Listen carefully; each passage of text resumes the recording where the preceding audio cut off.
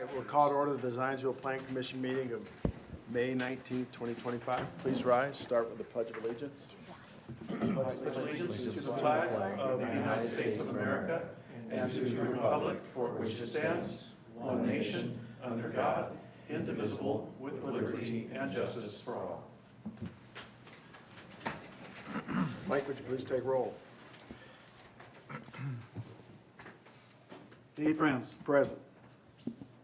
Andrew Cossack. Here. Nick Plopper. Absent. Josh Fedor. Present. Kendrick Davis. Present. Jim Hurst. Present. Brad Johnson. Present. All right, we have 6, so any matter will take 4 votes to approve. In your packet was a set of the commission minutes or summary of the commission minutes from the June 25th, 2025 meeting. Is there any comments, additions, deletions to those? If not, is there a motion to approve? So moved. Is there a second? Second. All in favor signify by aye. Aye. Opposed by nay. Minutes are approved. We have 2 continuance requests. Docket number 2025-450A, and which is Zionsville zoning ordinance amendments, Town of Zionsville. Request for recommendations to the Town Council to amend various sections of the Zionsville zoning ordinance to establish regulations regarding accessory dwelling units, ADU, agritourism, and zoning code enforcement penalties. The amendment would provide new regulations for and repeal and/or replace various sections relating to the aforementioned items. And 2025-46OA, Zionsville zoning ordinance amendments. Again, Town of Zionsville, request for recommendations to the Town Council to amend various sections of the zoning ordinance to establish regulations regarding solar energy, wind energy conversion systems, and battery energy storage systems. The amendment would provide new regulations for and repeal and/or replace various sections related to the aforementioned ones. Who's commenting on this one? Mike?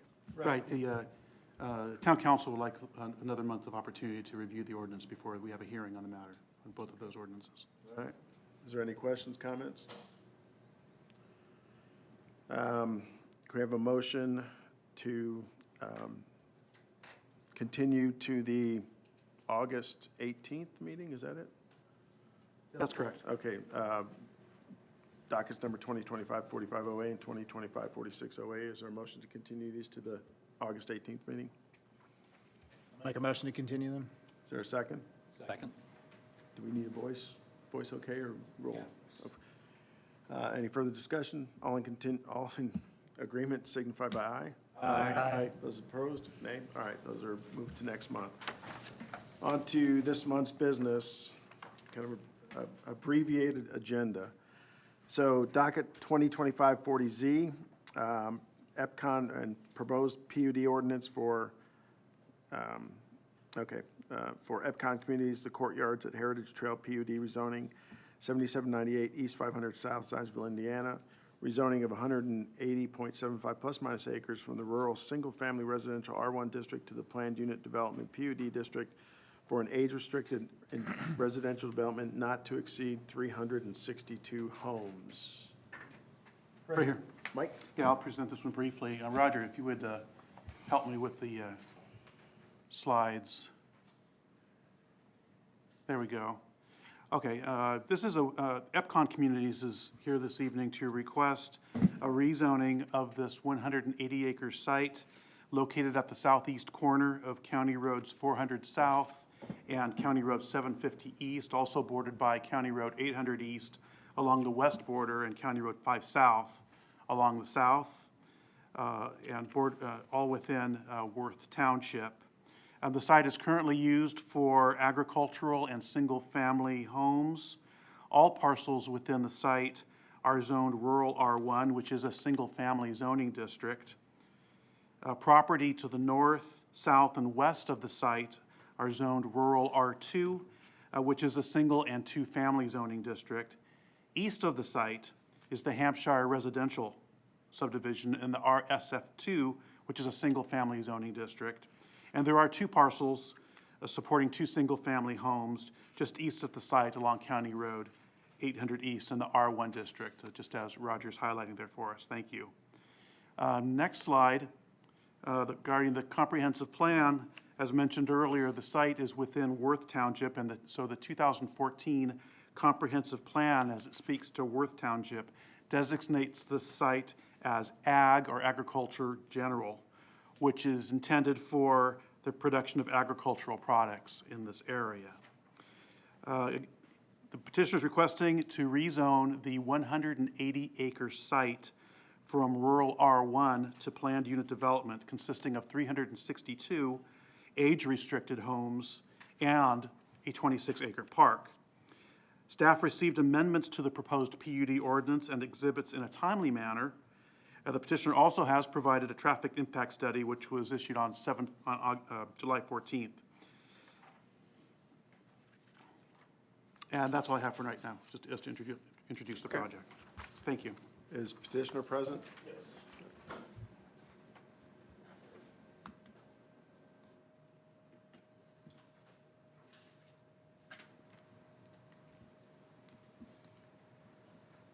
Present, but not very technologically prepared here.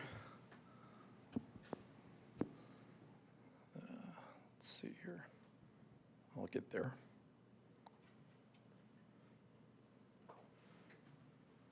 Here it comes. Perfect. Okay. Good evening, Commissioners. My name is Dale Pfeiffer, and I lead the land acquisition for Epcon Communities. I'm here with local offices at 1155 North Meridian in Carmel. And this has been in the sausage grinder for over a couple years now. So thanks for the very helpful staff support and your patience as we've worked through a lot and really work with our neighbors in putting together what I think is a really good outcome. I'll tick through a slide deck here to sort of proactively address all the thoughtful concerns and issues that we've already solved during the process, and so that might be code for it might be a little long, but meant to clear up some misconceptions that we've already fielded. Courtyards at Heritage Trail will be an age-restricted community that supports Zionsville's vision for smart managed growth. And we're not asking you to approve just more housing here. We're asking you to approve a different kind of housing, purpose-built for Zionsville's aging residents. It's a boutique lifestyle community with active adult single-family ranch homes. The homes are upscale, low maintenance, designed for main level and easy living, and feature Epcon's signature courtyard product. So you might be asking yourself for this site, why allow residential here at all? And the reality is this land will not remain farmland forever. It's already zoned residential, as Mike pointed out. The owners are ready to sell, so development is coming. So the real question is, what's the best possible outcome for this site and area? And we contend that Epcon provides a low-impact community that delivers major public benefits and without the unusual burdens. So Zionsville benefits with a powerful economic development play with a 26-acre land donation, a smart housing turnover strategy, and overall high value with minimal strain. So why Epcon? Everybody knows Zionsville has high standards, and we believe that Epcon lives up to those high standards, that cachet that you've built in this community and what the town is known for. We're the only builder in Indy focused exclusively on luxury 55-plus lifestyle communities. Just down the street, just down Oak Street, that is, our Courtyards of Russell Oaks has already seen incredible demand. And thanks to you that took the time to visit it, because a picture really tells the story. Prices there range from the mid-500s to over $1 million a home, and we expect the similar here. Epcon has been laser focused on building 55-plus communities over its 40-year history, and every one of them leaves a lasting high-quality legacy. Our communities are actually a unique form of economic development, and you might not be thinking of it this way, but we help attract and retain high-spending residents who might otherwise leave the area.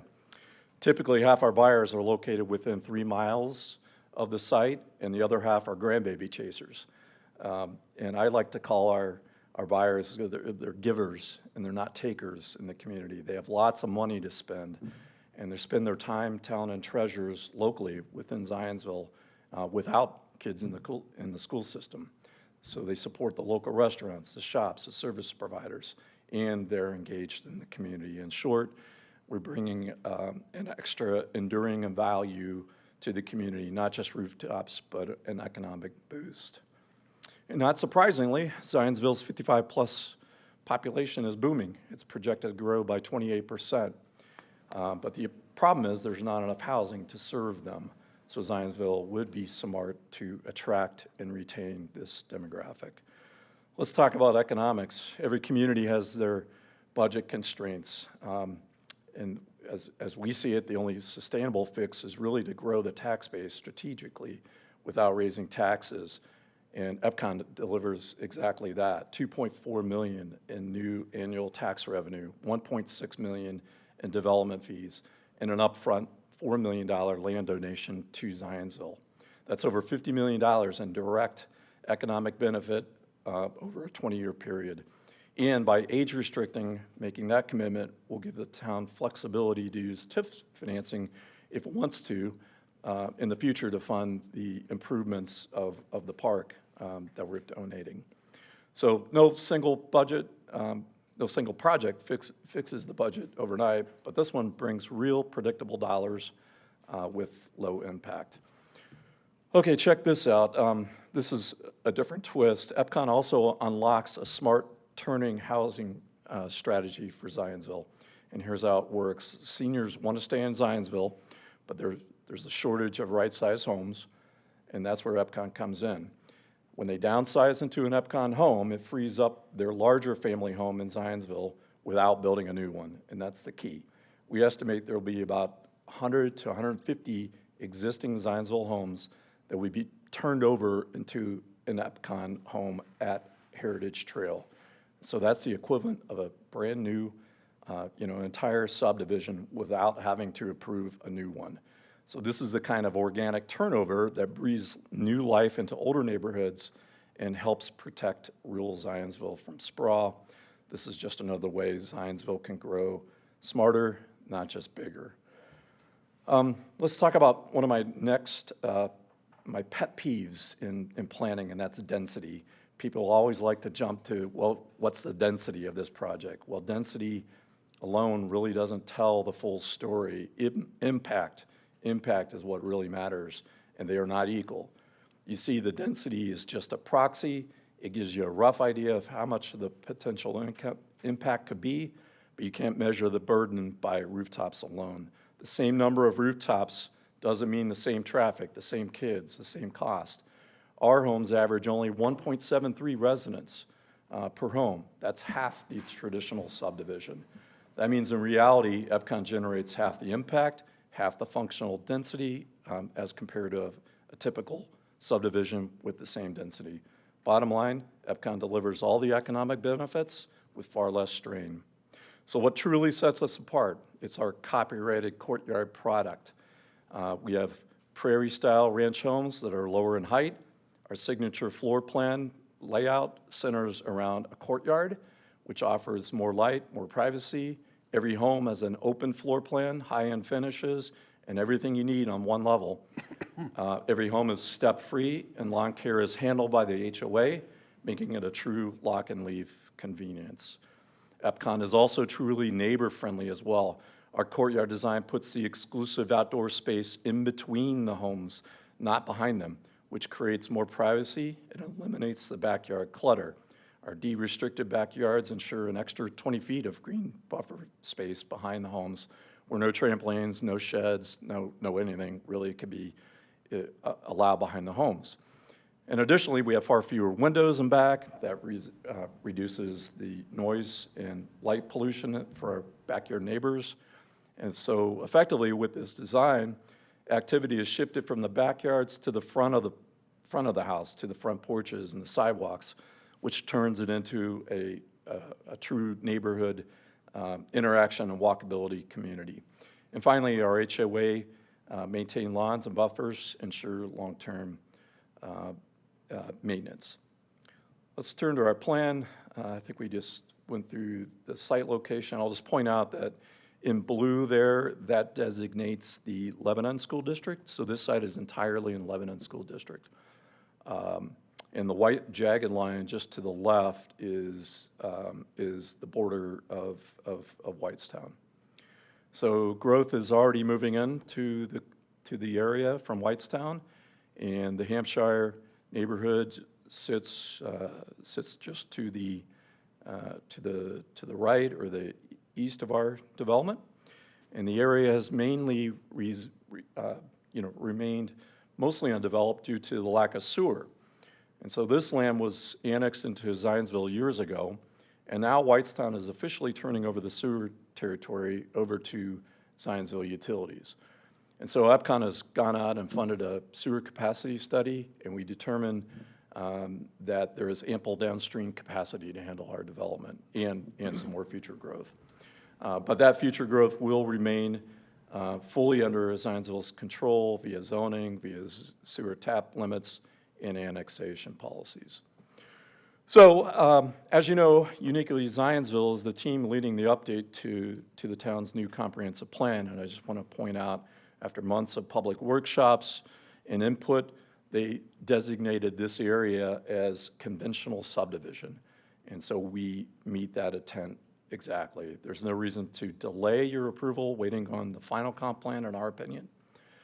This designation is already clear, it's already uncontested and unchanged through many months of planning work. Let's talk traffic next. We hired a licensed traffic engineer to assess the real impact, and here's what the data says. Overall, 64% less traffic than a typical neighborhood at the same density.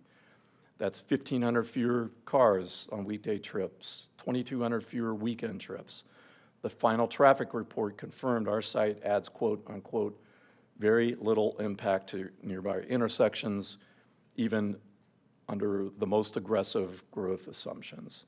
There's no off-site improvements that were required per the report. However, we are voluntarily committing to add right turn lanes at all 4 of our entrances for added safety and smooth flow. And with our redesign, we're directing the majority of the traffic to County Road 800 East, which is the north-south corridor, of course, and designated as the priority corridor in Zionsville's long-range transportation plan. So less traffic, proactive design, aligned with the town's vision. Will this impact nearby home values? We say yes, in a very big positive way, as compared to the 124 homes recently sold in the adjacent Hampshire subdivision. Our homes are projected to sell for as much as $200,000 more on average. That's more than double the price per square foot. So this is not a drag. It's actually a market lift. And we're also building a different product type. And so we're not competing with really anything, because nobody does what we do, including Wild Air. So there's no overlap or competition with Wild Air. This slide just points out that, unfortunately for us, there's no environmentally or ecologically important areas on the site to protect. In fact, this entire site is just active row crop farmland, and so it sort of makes it justified for development. Turning to the site plan, EPCON's layout is inspired by communities like Stonegate and villages of Westclay. It follows that traditional neighborhood design principles of walkability, front porches, and so on. This isn't a village in the countryside, like I've heard. It's a well-scaled, low-impact neighborhood that respects rural Zionsville while delivering a real sense of community. And we've worked with the neighbors. We've completely redesigned our concept plan in direct response with the neighbors. And some of the key changes were we moved the north entrance further to the north, away from the Hampshire homes across the street. We preserved all the woodlands that all the woodlands that are on the entire site right there. So it's only about 4 acres, but we preserved it.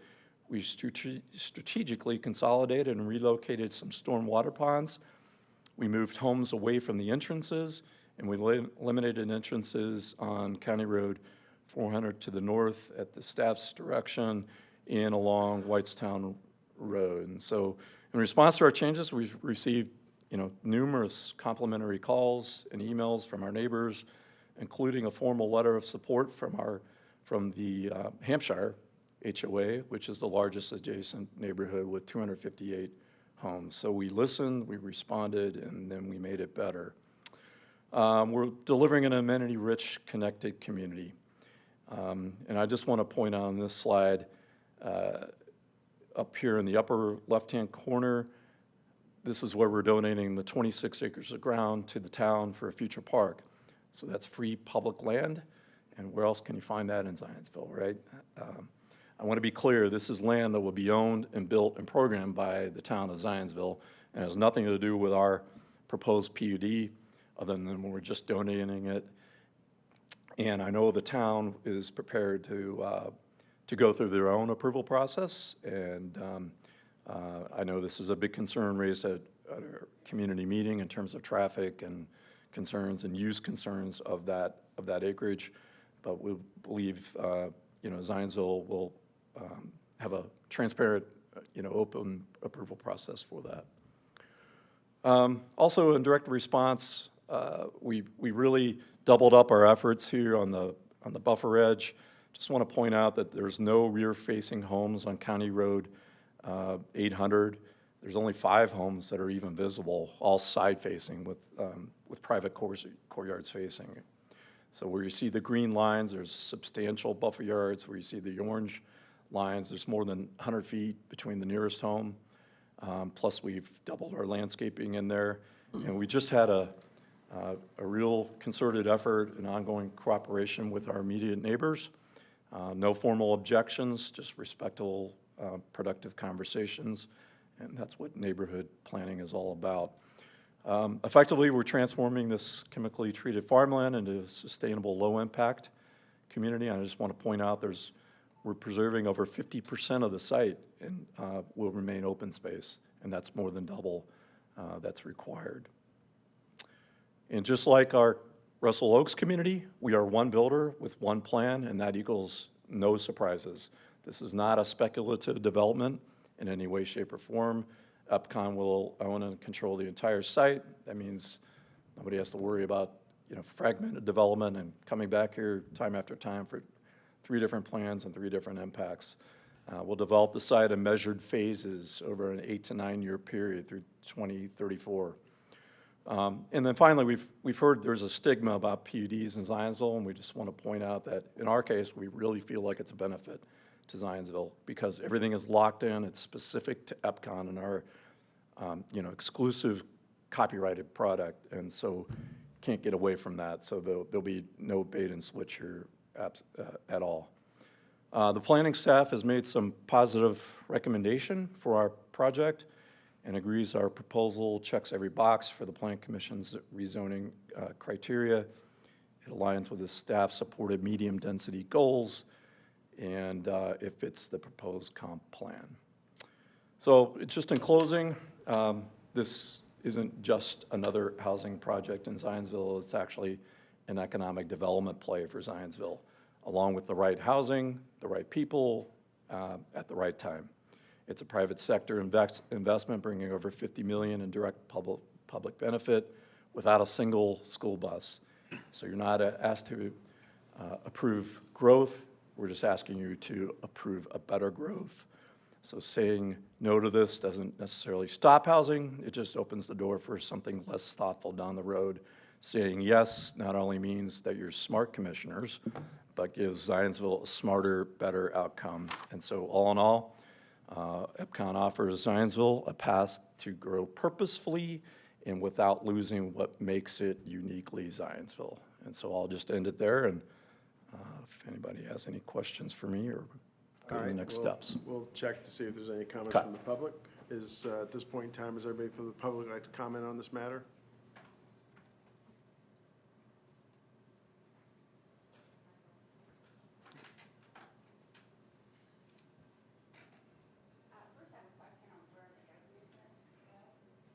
Yeah, well, we can bring it up, and then we can discuss it with him. You're talking to us, not him. Oh, okay. Please yeah. please speak into the microphone. Oh, sorry. Okay. This is the first time I ever spoke, so. Thank you. Sorry about that. Name and address, please. My name is Darcy Stanisic. My address is 4355 South 800 East. Okay. I did list some concerns that I have. I saw their photos. I went to their subdivision that they built off of Oak Street.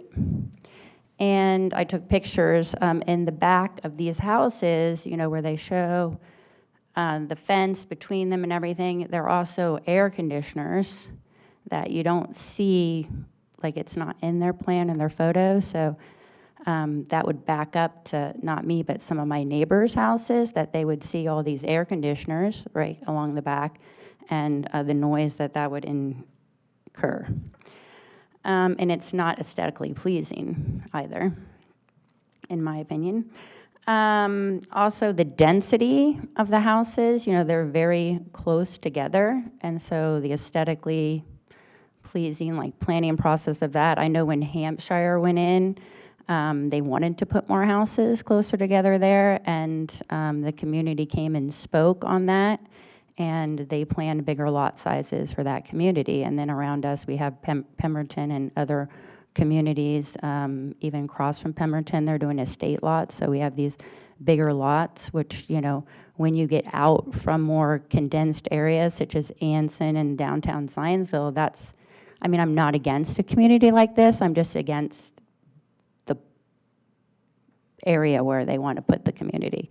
Like, I would see it more in a condensed, more like closer to Anson or maybe downtown Zionsville, where they could walk and, you know, the over 55 people can do these things. That it's not where we want to kind of protect the rural and these more spaces that we want to have bigger home lots, hopefully. The other concern is, yeah, we know the traffic is a big concern of mine. The infrastructure roads of Zionsville is a huge concern.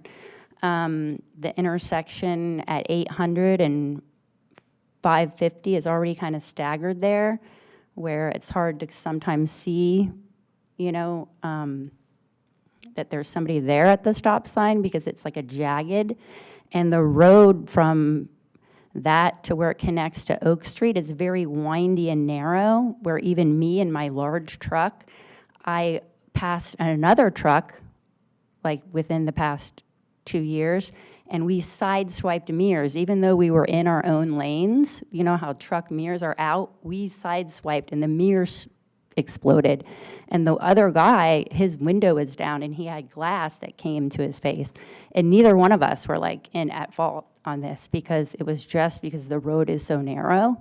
So there's other instances on 800, even above 400, between, you know, 146, where you have these narrow roads that won't, the traffic for this. And also, I don't understand on 800 and 400, where the Hampshire development is, that intersection to, I want to be like, okay, the east, if you're looking north, it's very narrow there. Well, I don't even know if why they didn't widen it to where it should be widened into Hampshire. It's like super narrow already in that intersection. So there's a lot of concerns just on the infrastructure and the roads that Zionsville has for adding more homes in this area. And the park, like the park didn't, he even said, like for the subdivision, but not for the park, that the park would have more traffic, right? I don't know what this park is going to be used for, but there is concerns in what's been said about putting baseball fields on this park. And that's really concerning because they wanted to put a baseball field around the corner, whereas that Whitestown Road and 875, and the community didn't want that and fought that, and they moved that. And so now they just want to put these, I guess, around the corner. So those, I think, are my main concerns. Of course, we would want to see, I think there is, in my opinion, you know, there's Pemberton, there is, you know, Holiday Farms, where people are spending a big amount of money for these houses on these really tiny lots, where there is a need for larger lots for houses to do like hobbies or small farms, or to keep some of Zionsville still rural for what I would be fighting for this land to stay. Thank you. All right, thank you. Is there anybody else who'd like to comment on this matter?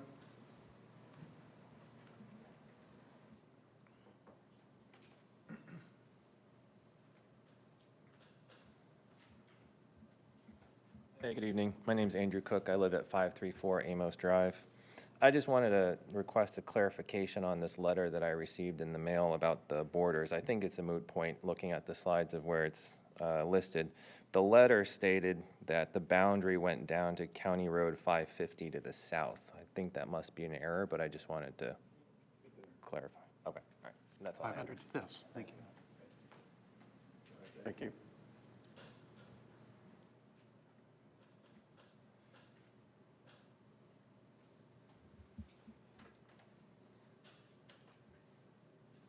Hello, my name is Alina Klein, and I'm at 4402 South 800 East, Zionsville. So I really do appreciate, I've had conversations with the community and the plan, and I definitely appreciated that they have been very responsive and accommodating and changed some things to, suit our requests. But as Darcy mentioned, there are some concerns, and I do think that, you as the Planning Commission need to think, forward-thinking about this road and 800 East and how already dangerous and quick, the traffic moves, how narrow it is, how much more land there is to develop there, and planning, advanced planning for making sure that it stays safe as possible.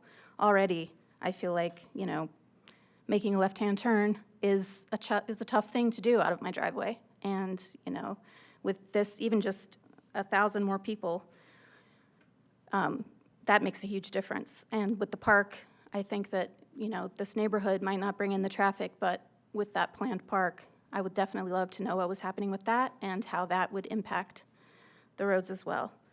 So, I do think that this is probably going to be developed, and I think that there are people that, would be less accommodating to the people around them, but I just hope that you, as the Planning Commission, have this, traffic and can, the way people move through this area in mind already, since this is just the beginning.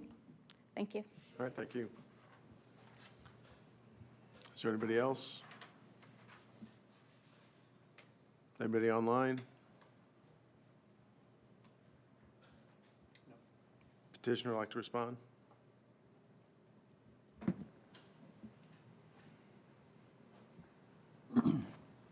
I think the presentation will stand on its own. Just reemphasizing, I guess, that in regards to the traffic, I totally get the concerns. We completed the traffic study, and it determined that even under the most aggressive growth models, we are not negatively impacting the traffic. It's effectively designed and built for what it is. So in terms of future growth in the area, I think each of those projects just need to be looked at and examined separately. So. All right, thank you. All right, at this time, open up to members of the Plan Commission.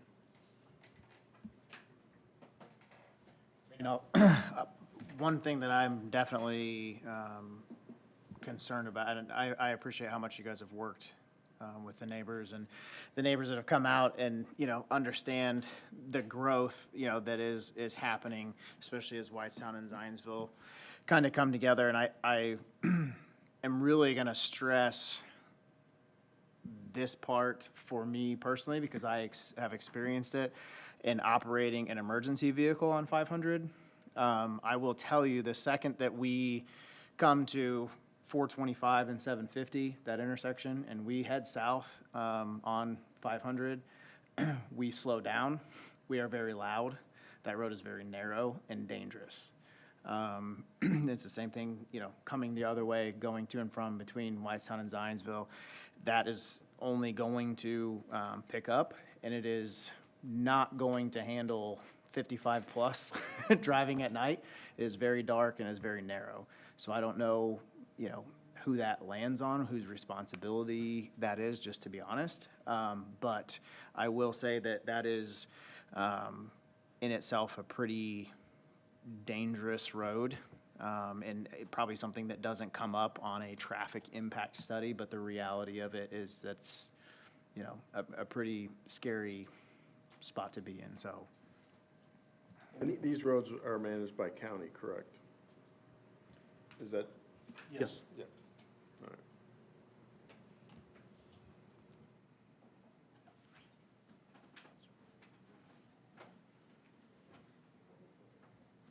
All right.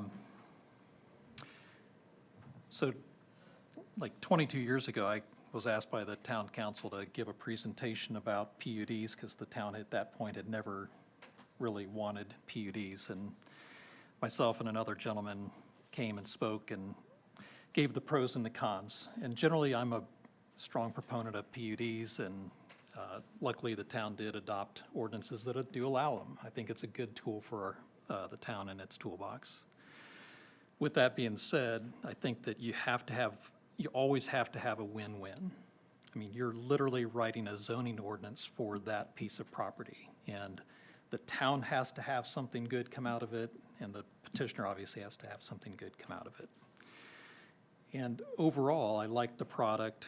I don't like architectural renderings like the one that's up on the screen that are not quite accurate to this particular development. For instance, their setbacks for the garage is 20 feet, and the rest of the structure is only 10 feet. Now, this is showing at least a 30-foot or greater front lawn. So we look at that and go, oh, that's pretty cool, that looks really nice. But the reality is that building's gonna be much closer to the street. I don't think that's a deal breaker. I just think that we have to know that what we're looking at is not exactly as it's presented in those illustrations. One thing just off the top is, why is the park in that particular location? As a town resident, our tax dollars will go to that park and whatever ends up being built there, yet it's gonna pretty much serve Whitestown, not Zionsville in that location. Like, I would love to have that on the 800 side of the development, where the neighborhoods to the east could walk across the street and enjoy that park.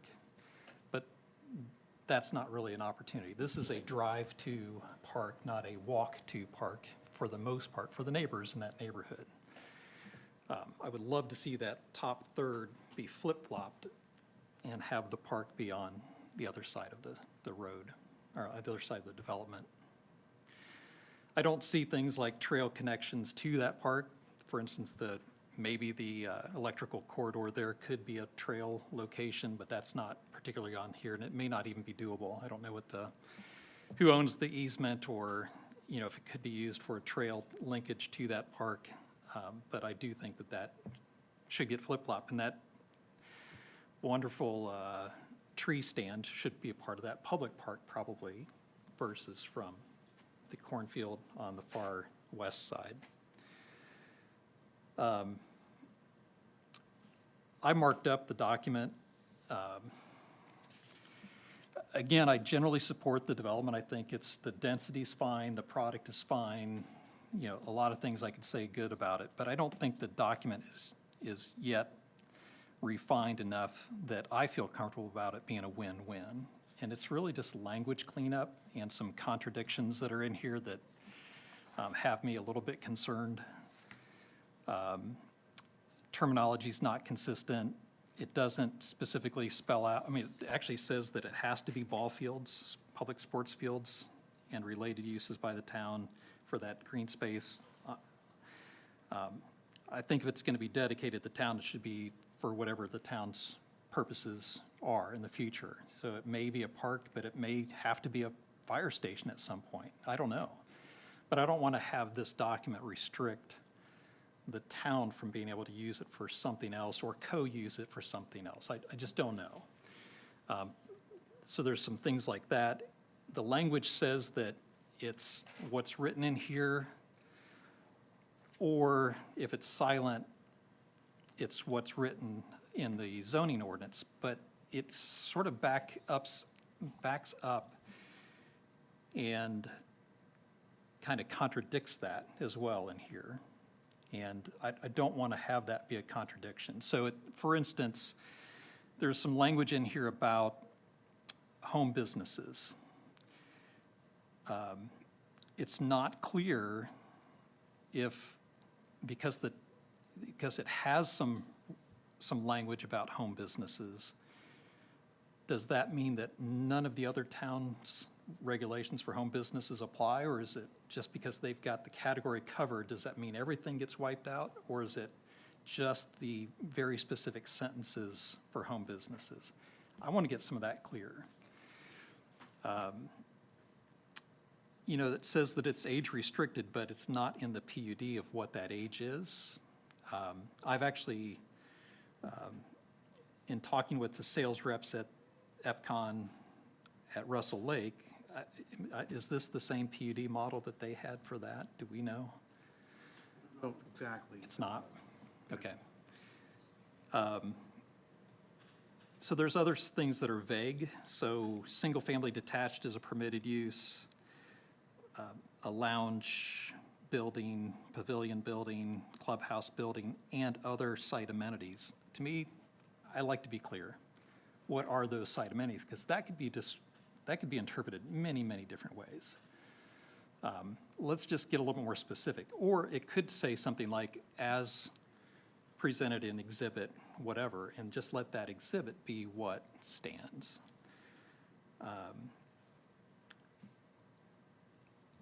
There's I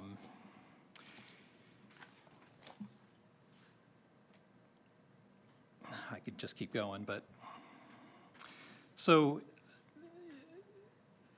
at Russell Lakes, it to me is what I call a zero lot line development. And as described, as the people in the courtyard they own all the way to the foundation of the neighboring property. The illustrations in here show like a 5-foot buffer, the property line does not follow the foundation, it's inside of the foundation. So if it's truly a zero lot line development where you actually have full use of the courtyard all the way to the neighbor's foundation, we need to get the illustrations in this to show that. And that should be clearly stated. And then even on the side yard setbacks, it really just should say it's 0 feet on one side and 10 feet on the other side. Instead, it says 5 feet, 10 feet between dwelling units. But I would like to approve it as a zero lot line subdivision where the property line really is the foundation of the neighboring property. Versus you actually walking on your neighbor's 5 feet, but in the covenants it says you can. I would like it to be truly, and that's why PUDs are a perfect tool for this type of development, to allow a zero lot line subdivision, because you can't do that in the standard zoning ordinance. You just can't. So again, I don't have, other than the park's location, principally I don't dislike the development. I dislike the document and just need to clean up some language in it.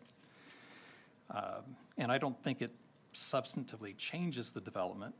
It's just, it kind of dials it in and clarifies some things. And honestly, I think from a legal perspective, if we say it's a zero lot subdivision, that actually helps the people that buy there.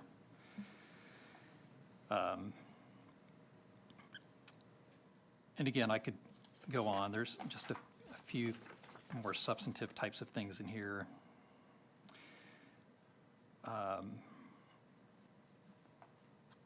There's a lot of positives.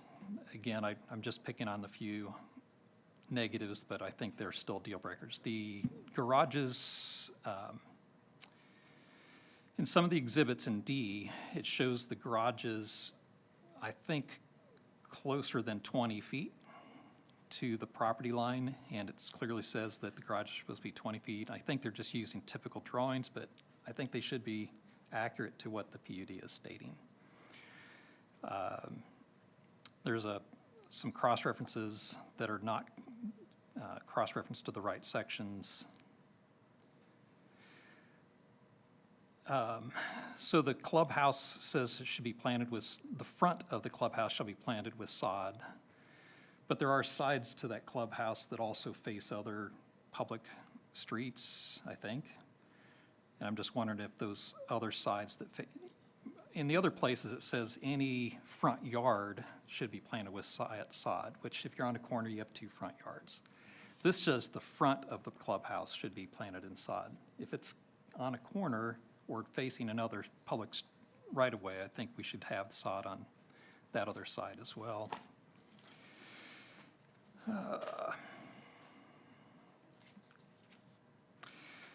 In the buffer yards, I don't get the 100-foot wide buffer yard between the public park and the dwellings. Everywhere else, it's a 40-foot buffer yard. And having a massive buffer yard between the park and the neighborhood, I mean, that's the place where you maybe don't need a buffer yard at all in some ways. And maybe it's for privacy, I don't know. Maybe it's for light, concerns with light pollution or something, that if those become ball fields with lights. But I would think that would be on the town to put in some kind of barrier in the future date if the town decides to put lights there, not on the petitioner today to put it in for protection in the future. And then there's, no access to that park. In some places it says a solid fence, some places it says it's not clear if it's a solid fence or a permeable fence. I don't know if you want me to go on or not. I mean, if you want to get these corrected. I think I understand your point. Well, my thought, though, is that we somehow want to document what your concerns are. Yeah. So unless you're speaking to them, in the public, I don't know if we can get your comments in writing, or, you know what I'm saying? I just don't want to lose track of what you're. I've got them documented. Okay. And I don't think from the petitioner's perspective, any of these are deal breakers. I'm not asking for unless the plan commission likes the idea of flipping the park, I mean, that's the only sort of major recommendation that I have about the design. The document itself, I think there's nothing substantively that would jeopardize the project. I'm not asking for going to 1 unit per acre or anything like that. But there's just too many little glitches in here. And here's the other thing, is that staff has to be the one that implements this. And if we don't get it clear, it sucks for staff. I mean, I hear complaints from staffs all over the city's regions complaining about their PUDs being too vague or too this, too that. And it's our job to get this dialed in. And honestly, for the petitioner too, it's good to have it all black and white so there's no guessing. So that's my 2 cents about it. Is there anybody else have any comments? The Big Ford Trail runs on the north side of this project, is that correct? So there is some Yeah. connectivity to Existing. that park area. Yeah. And I think most of that ground around there is still in the town of Zionsville. We're right on the edge of the Whitestown development. I would disagree with the movement of the park. I think the location's pretty good if it's connected to the Big Ford Trail already, which is going to connect our entire communities, both Zionsville, Whitestown, Lebanon, the whole area. So it kind of makes sense for a location to me. I mean, I guess if you moved it over the west, it would still be connected to the Big Ford Trail, but, or I'm sorry, to the east there, it would be still connected to the Big Ford Trail, but there is some connectivity with that park system. The only other thing I questioned was you made a comment, there was some tree preservation of the existing woods. You're not planning on trying to preserve the trees in the middle of the the old property line where the field's split there. I think there's some trees going through there. That's not part of the plan to be preserved, is it? Yep. You need to come up and answer in the mic.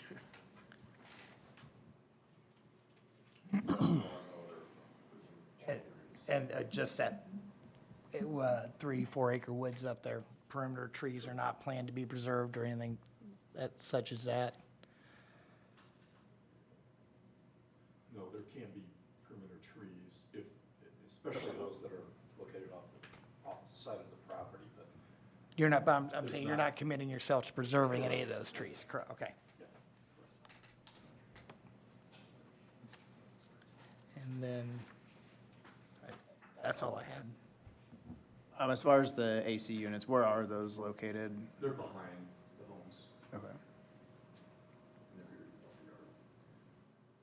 It's the only logical, physical place that we can. Enemies in this sense, it's the most less intrusive. for the neighbors.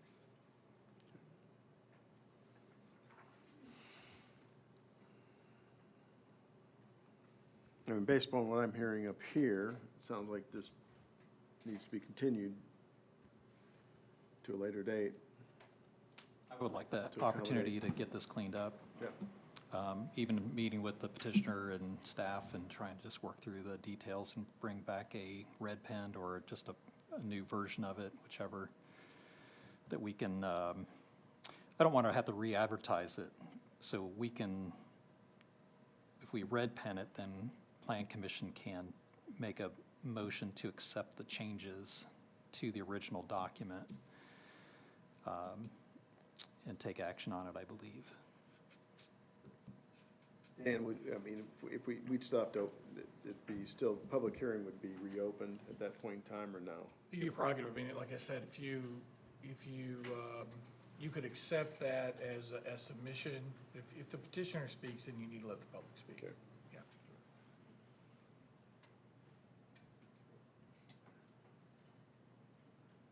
And if there are gonna be changes to the ordinance, Probably need it. might be only fair to allow people to respond to those changes, good or bad. Try to get that done in the next week and then have it republished on the website. Is that feasible? One other thing that just came to my mind is the setbacks again. Rear setback is 10 feet. Let me double check that. I think it's 10 feet, but then it says that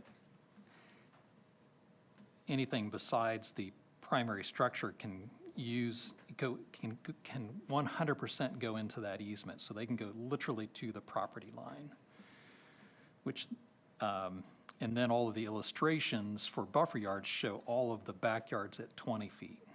So again, I mean, 20 feet sounds a lot better than 10 feet and 0 feet for any, it does allow accessory structures, so you could theoretically, in this ordinance, have a shed literally on the back property line. I doubt their covenants would allow that, but I'm not sure why the ordinance allows accessory structures or things to go literally on the property line, but then the illustrations are showing 20. So we just got to sort that out.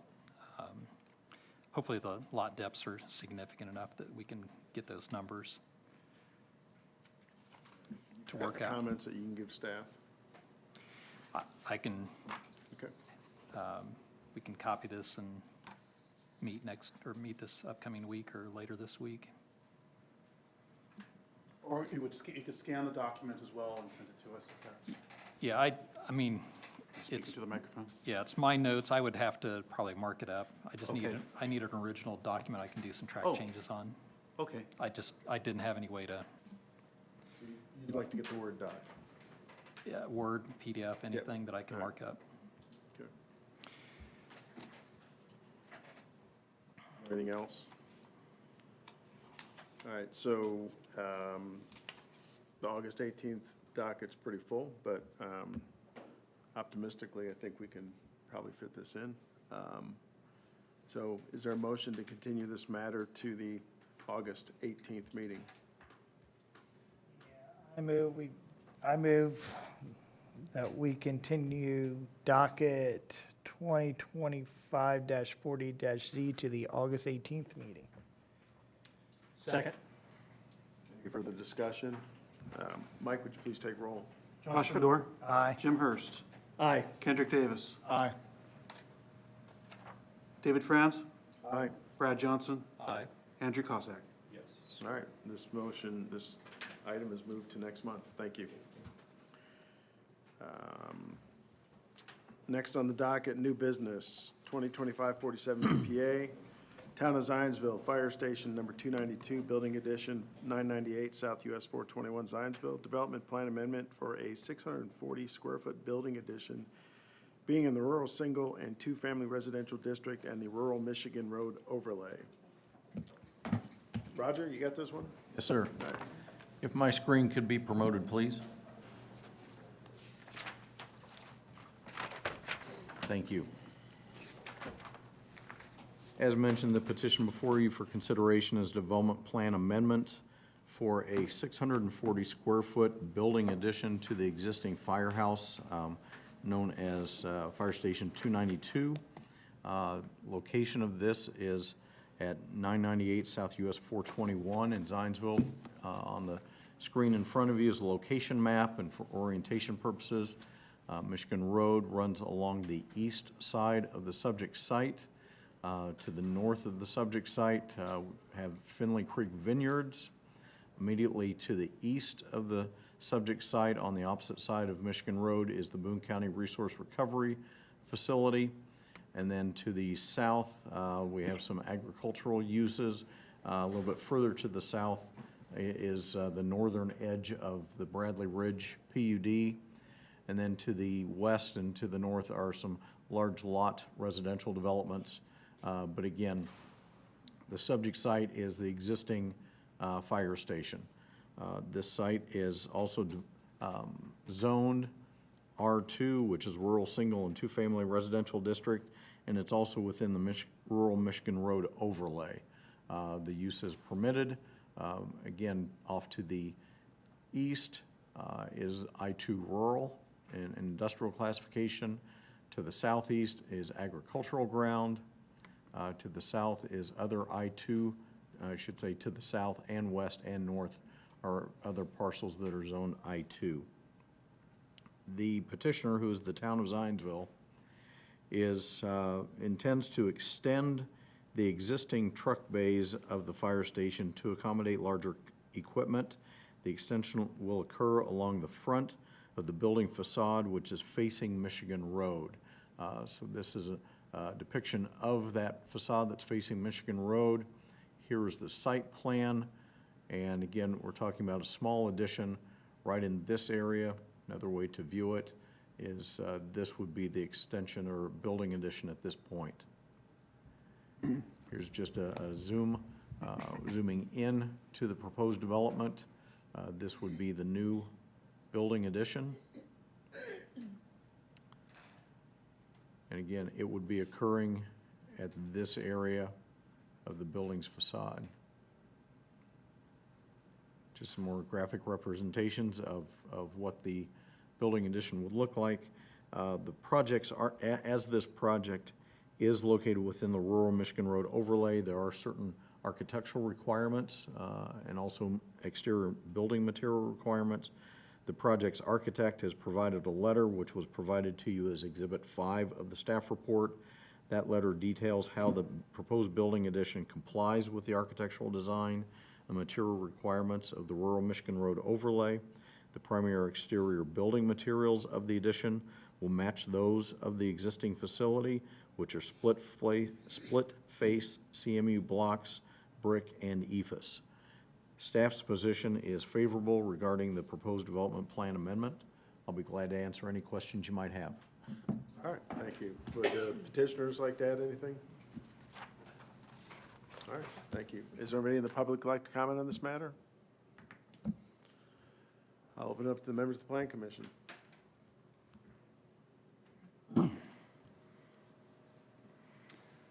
We like easy ones. Anything else? If not, is there a motion on this matter? I move that docket number 2025-47-DPA, a development plan amendment for a 640-square-foot building addition to the existing fire station, be approved based on the findings of fact in the staff report. Is there a second? Second. All right, who's second? Johnson. Okay. Any further discussion? Mike, would you please take roll? Hendrick Davis. Aye. Brad Johnson. Aye. Andrew Cossack. Aye. David Franz. Aye. Jim Hurst. Aye. Josh Fedor. Aye.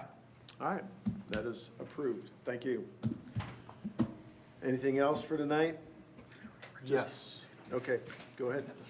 We have a training Oh, that's right. exercise. That's right. Jody Dickey.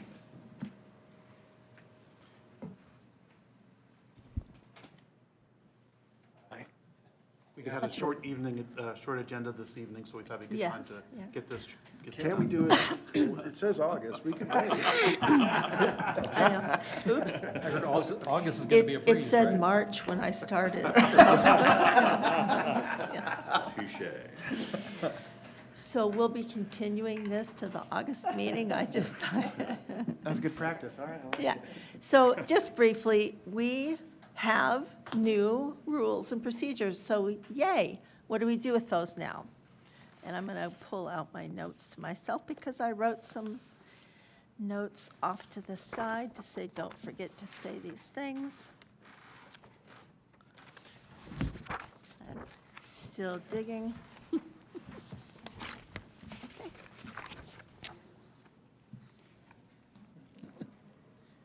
So the Indiana Code, as you guys probably know, lays out the general practices for you guys to have your membership and conduct your business.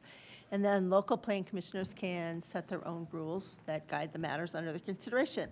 And the rules also specify matters of conduct for members, so we'll end up with conduct.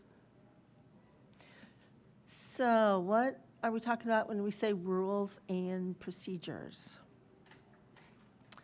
So Plan Commission rules were originally adopted in 1998, and then the current rules were updated in 2024.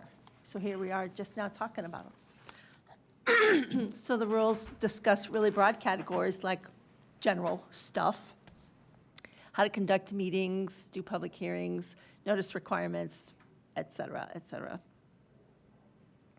They also give you the basic framework of how you're supposed to do the things that you're supposed to do. So there's some guidance on noticing hearings and, again, conduct. And then you can, under some specific rules, circumstances, suspend the rules to adjust for like time allotments or the overall agenda. You can maneuver things on the agenda, put things higher on the agenda and whatnot, meeting format, those kinds of things. In order to suspend the rules, you need to have 4 people. So it's a regular quorum, not just, yeah, maybe, maybe not. So some stuff is the same as you are probably used to operating under. So the general provisions are still Articles 1 through 3. That talks about officers, staff appointments, absences, and removal of Plan Commission members, that kind of thing. That's still there, hasn't been changed. Meetings are still the 3rd Monday of the month. And agenda items, we still talk about agenda items, minutes, quorum, and voting in the following Articles 4 through whatever that is, 6. So some of the new stuff, ex parte language. In the previous rules, plan commissioners, much like BZA members, were not allowed to discuss with anybody outside of the meeting, outside of a public hearing.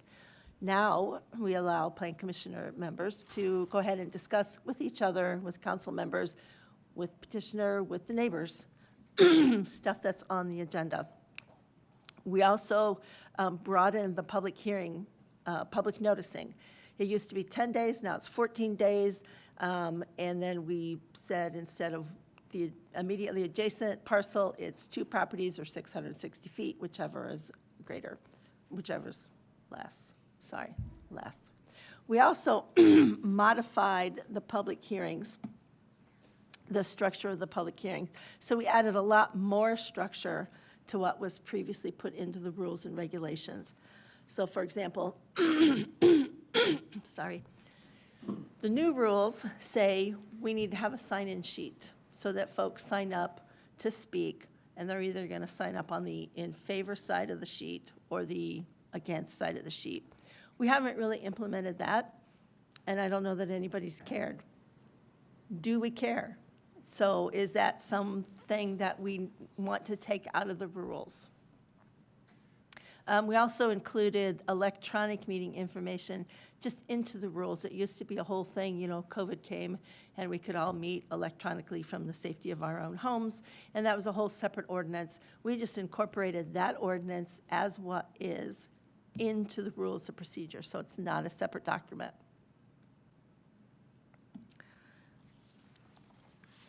I'm asking some questions, and I don't necessarily need answers tonight, but there are just some things for discussion.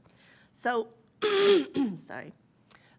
Staff generally tries to manage the agenda for the caseload, and cases are docketed when we receive a complete application.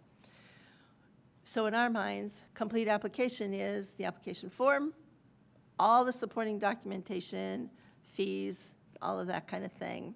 So we may also, once we dig into the review, we may say, you know what, we are going to need to see some additional things before we can give this a proper review.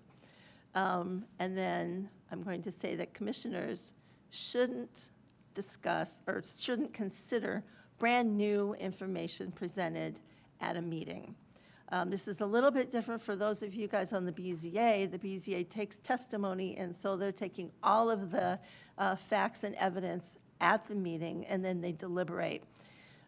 If you're presented new information at a meeting, staff hasn't had adequate time to review that for compliance with the ordinance. So we would suggest that you guys, hey, if the petitioner says, I have some brand new stuff, just like what happened with the EPCON PUD the previous month, they were on the schedule, they gave us brand new information the day of the meeting, and then Mike said, hey, we got brand new information today and we haven't had time to look at it, and neither have you guys, so we want you guys to continue it.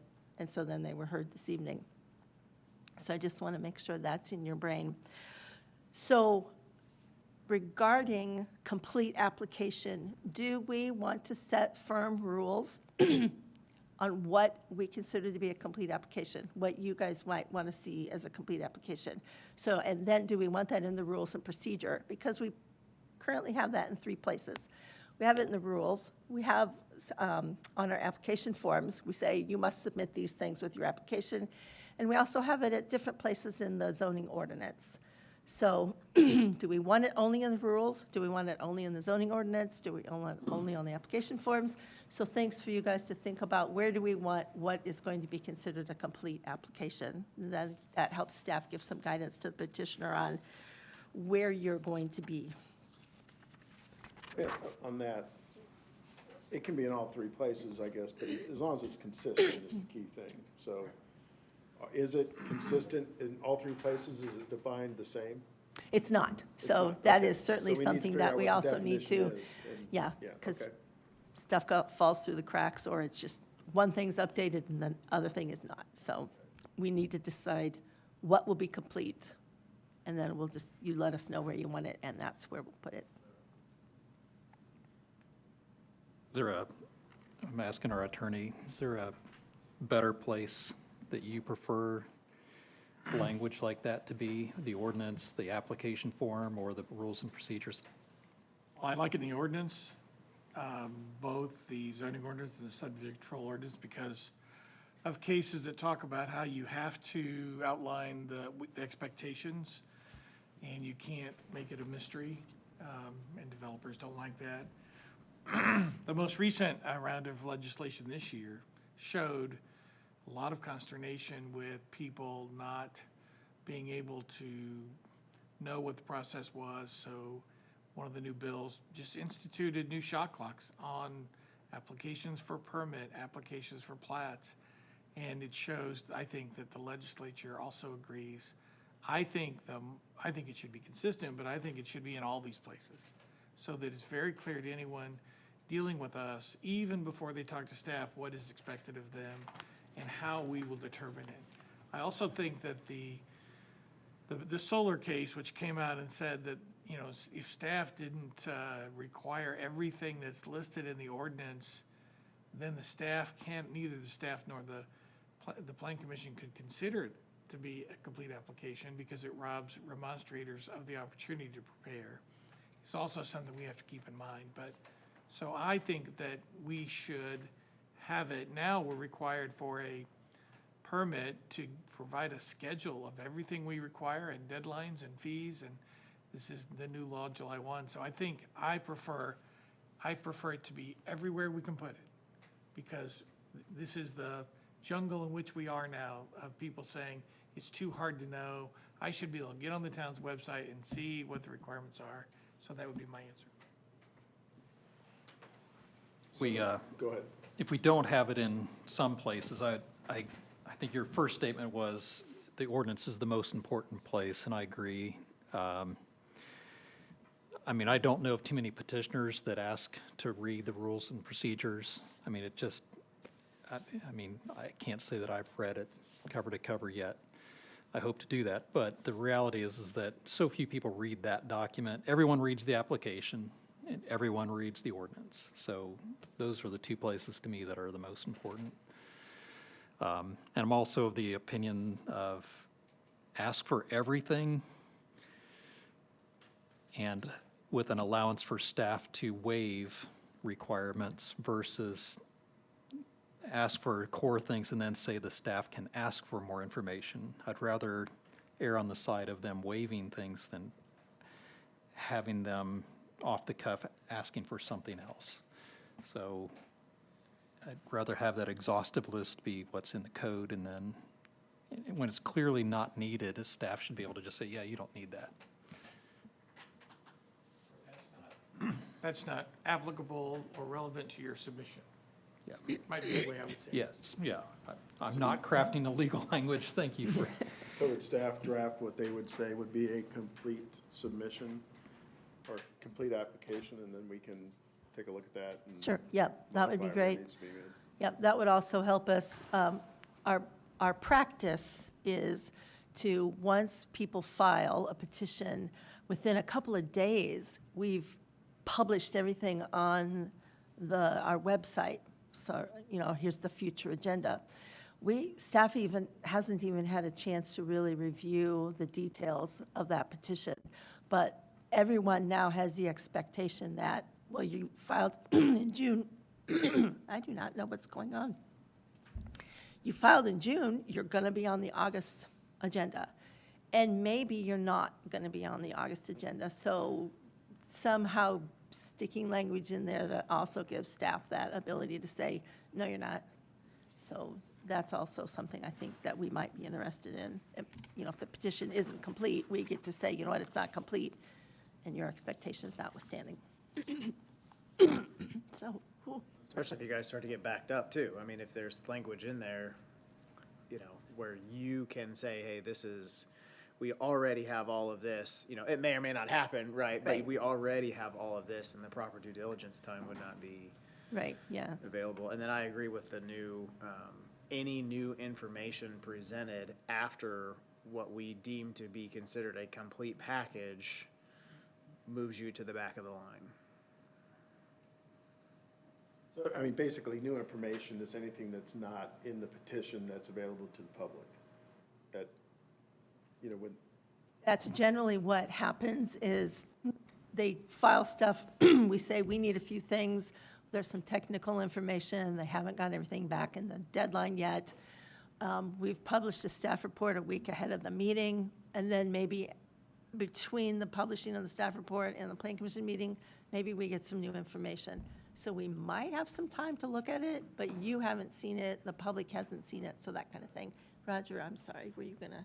No, Yeah. thank you. I just wanted to clarify that because it sounded like you were suggesting when a package is submitted to us. no. What I was saying is that when I go out there, I mean, you know, Thursday last week, I'll pull down, go through and start through. So I'm saying at that point in time, everything's kind of locked, available to the public. Now, if something comes in on Friday or Saturday, that's going to be deemed new because you haven't had a chance to review it. So, Should there be a statement about incidental information? I mean, because we get presented information at the podium all the time that is kind of new, something that's a verbal, additional information. I don't know if his, you know, claims of economic development were in this package, but that's kind of new information. So how do we skirt that? Because almost every petitioner brings up something additional than what's in the actual packet. One rule I've seen people use is if they're gonna hand anything out, that's new.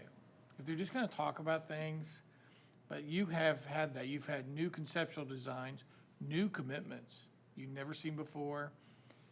Maybe a PUD has new language we've never seen before. And so it sounds like a kind of an archaic test, but is it, if they're gonna hand it out to you, they think it's that important that they needed to provide you a copy. That's what I've seen some people do to make it more simple. Yeah. Certainly, it's a podium, they can say what they like, but I think that we want to try, we don't want them to submit things to the staff on Friday. We don't want them to hand things out at meetings. That puts everyone at really a difficult situation. But if they make comments about stuff that's not covered in the ordinances or claims, I mean, that's something that they're free to do, I guess. They can, and then I think it's up to the plan commission to just, to say, well, wait a minute, now that's materially different. I may need some time to think about it. And I think you guys have done that from time to time and know what to do. I would add that if there's a change in the project description, where they're saying, we're adding a row of trees, or, we're gonna, some other modification that changes how the scope of the project. Marketing data, not really, right? If they're gonna talk about, kind of peripheral things, that's really not a change in project description, but if there's a substantive modification or new material that they're presenting at the meeting, that might be construed as new information. Well, like, for instance, we had, a while back, somebody was gonna plant non-native trees. Yeah. And we got them to commit that they would use native trees. Technically, I guess that would be new information, but we accepted it because, stuff like that, I mean, it's. Dan used the words material change. Yeah. I mean, maybe that's what we put into the language, and I think, Yeah, and I think if staff thinks it is a material change, if they receive an email on Friday and they think, whoa, they can tell you and make a recommendation for continuance, it's still up to you. yeah, okay. And if it happens in the flow of a meeting, still up to you. So if somebody came in and had proposed ginkgo trees, we'll pick on that because we've kind of turned against them a bit, and they heard about that days leading up to the plan commission, and they come and they say, hey, we won't do the ginkgos, we'll do something else instead. I would hope that doesn't delay them a month because they've heard that we're not fond of ginkgo trees. Well, I think if the staff would say that's compliant with the ordinances, I think we're fine. Okay, So, so does that give you guidance enough? All right, just again. Well, I would like to add something. I think staff may at times have to raise their hand and say, you need to think about this, because there undoubtedly have been times where I think your plan commission members are able to get something from the developer because they don't want a continuance. If it's going to get continued anyway, they may shrug and decline to do it. True. So if we seem on course to do something that you guys have an issue with, I think you're going to have to speak up. There's room for some discretion Yeah. by both, I think, the board and staff on this. They're adding houses or changing lot lines or, redesigning something, definitely we need to continue it, but minor things I think we could probably absorb live in the meeting. Upgrading landscaping packages or something during the meeting, that to me, I don't think that should hold them up. I guess our only risk there is if somebody would deem what we approved was new and meaningful information that was detrimental. I mean, I think if it's beneficial, no one's gonna argue about it, so. All right. Yeah. No, good discussion. It's enough at least for us to put some stuff on paper and get it to you guys for consideration. Kevin?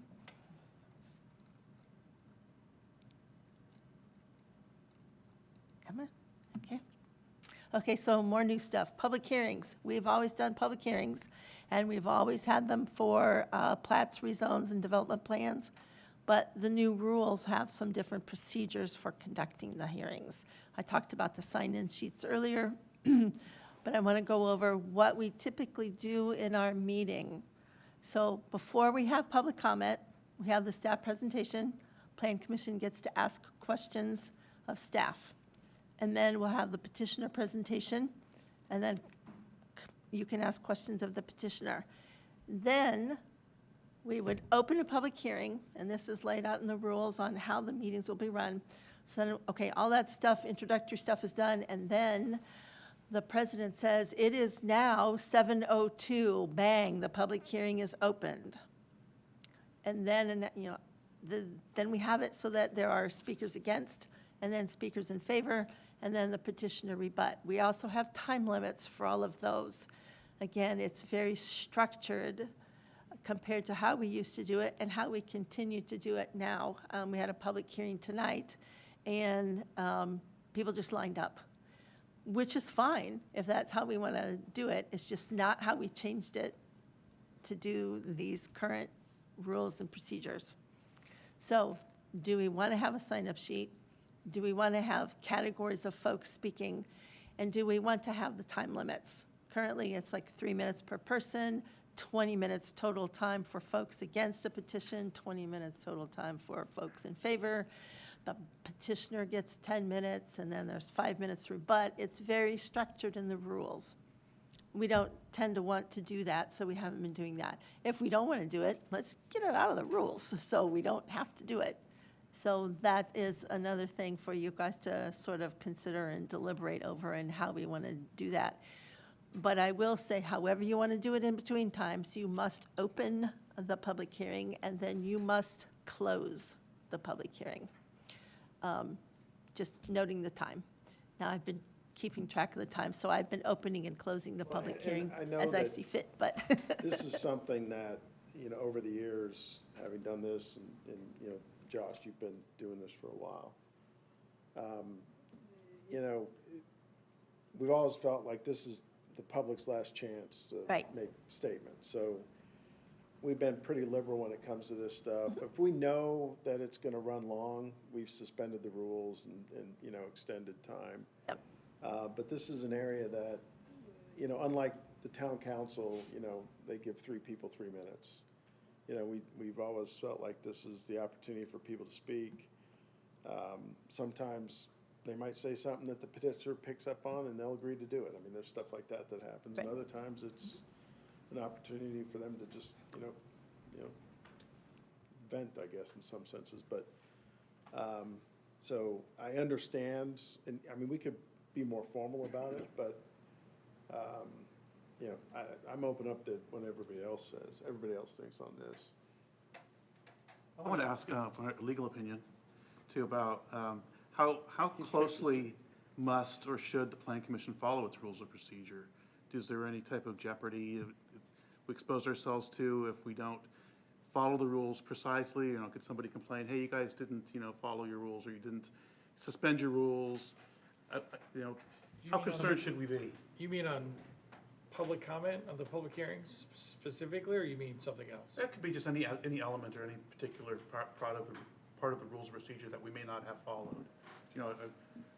I don't think you risk much. Okay. I mean, you can make your own rules and you need to follow them, and if they protect a party, they probably deserve that. But you've got this tension between your rules and the open door law meetings saying people should have a chance to be heard. So the former public access counselor said 3 minutes wasn't long enough for anybody. And he didn't know what was, but he knew it wasn't 3 minutes. And he didn't give us an answer, but I know it's at least 3:01. So I like the way you guys have done it here, where you have a relaxed rule, where you allow people to talk. You generally don't allow them to talk more than once, though, which I think is also good, because they'll keep coming back. But I think you created, kind of an open process. But I don't worry so much about that. I worry a lot more about if you are really strict, that's where you can get in trouble. I think the way you do it is the easiest in terms of a risk management kind of profile. It's also probably more transparent and more, I hate to use the word, but democratic, in that you're letting people speak, and the process is supposed to work like that. That's what planning is. It's community-based input. And your process should look different than the process a citizen encounters if they go to a town council meeting. It's not supposed to be the same.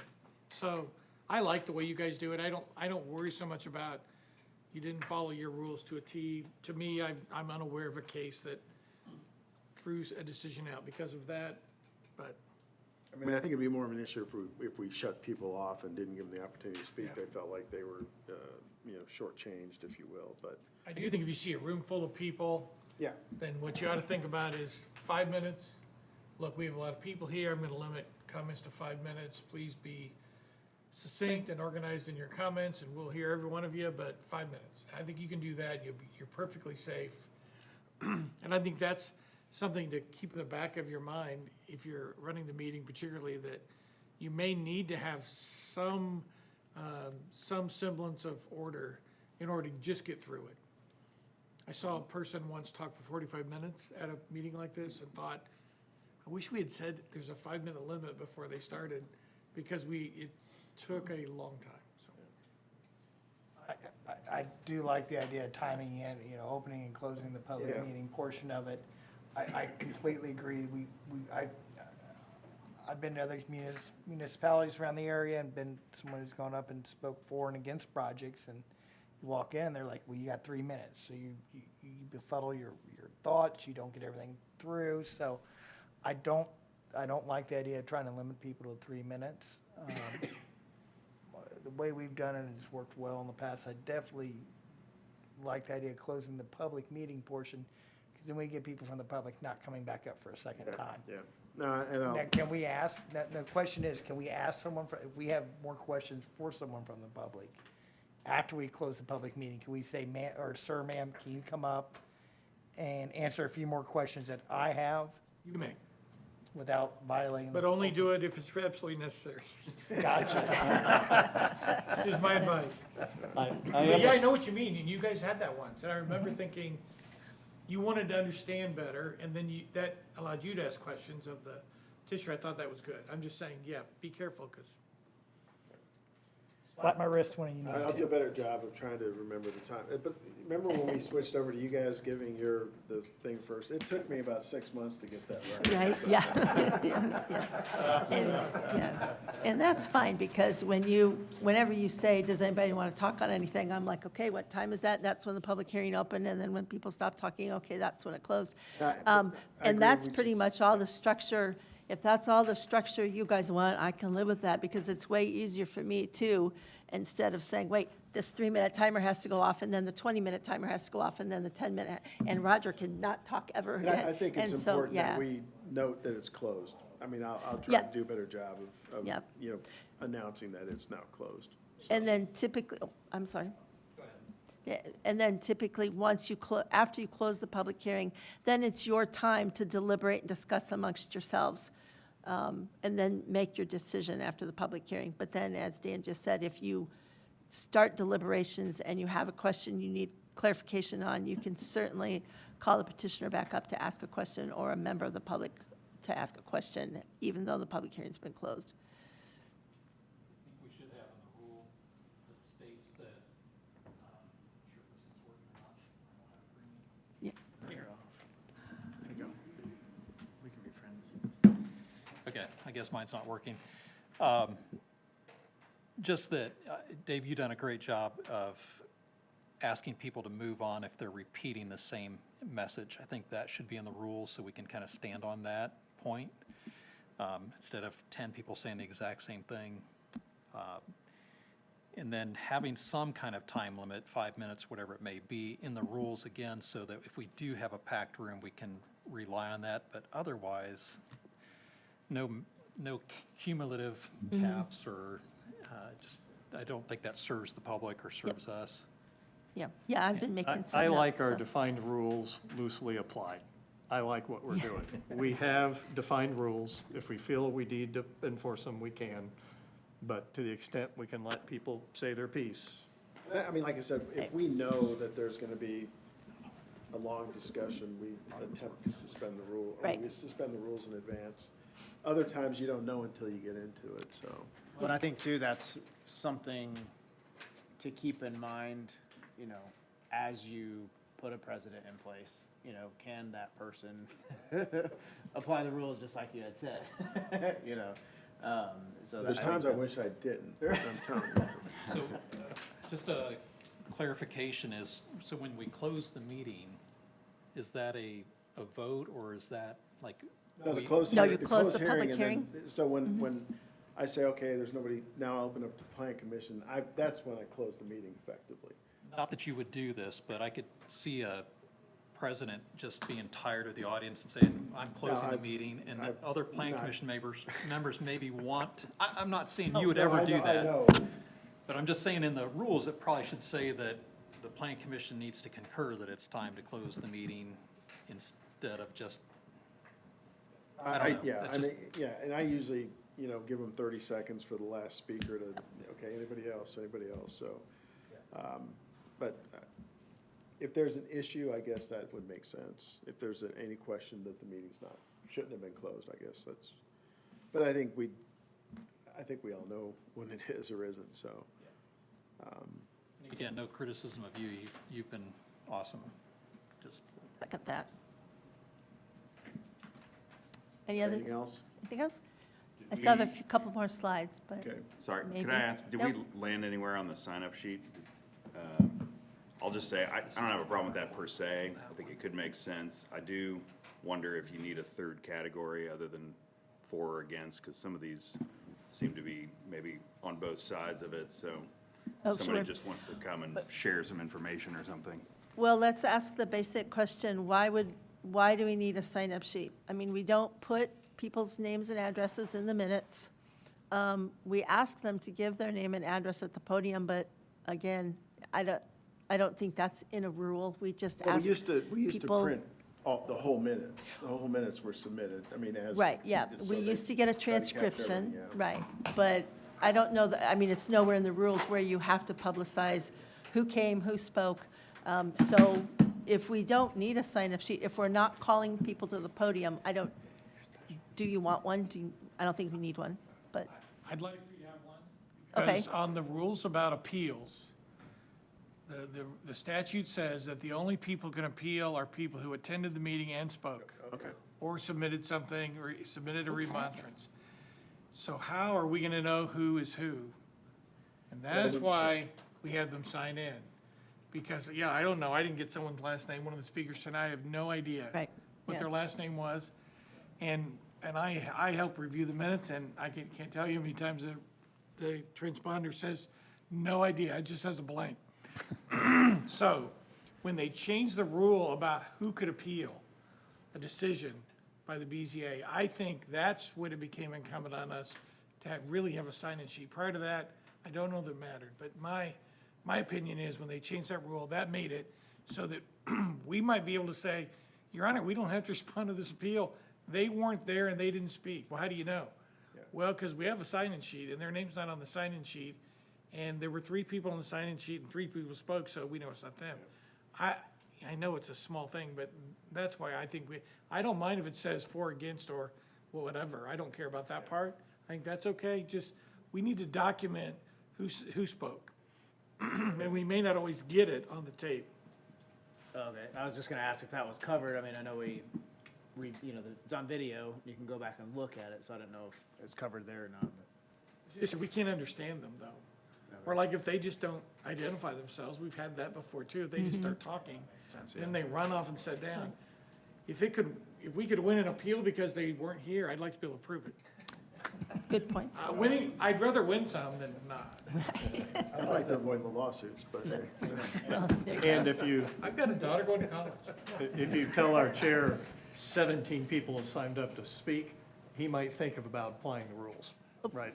True enough, yes, Yeah, So let's- I all of guess- that and crowd management. right, You have 2 minutes, go. good point. All right, so Okay. we'll have to somehow communicate that beginning. Next meeting will be a good one to start with. Yeah, So, okay. all right. Okay, a few more slides. How do we dispose of cases? So withdrawal is one way. So a petitioner can withdraw a petition at any time up until you take a vote. So if anybody here this evening can read the writing on the wall, and then the discussion goes, and somebody says, I would like to, and the petitioner can jump and say, I would like to withdraw my petition. So that's allowable. So we have that in the rules. They can also withdraw, and we have it in writing 5 business days prior to the meeting date. So they can just say, hey, Roger, I'm withdrawing that new fire station. We decided we're going to build a brand new one somewhere else. I don't need this addition. So they can just let us know, and then we can just inform you guys, hey, this has been withdrawn. So cases can be withdrawn. They can also be continued. So you have the option to continue a petition to a later date. You have to announce that new date, time, and location. And then the petitioners can request a continuance, and staff can continue an item. So the petitioner in the rules, one time by right with no penalty. I'm just going to continue.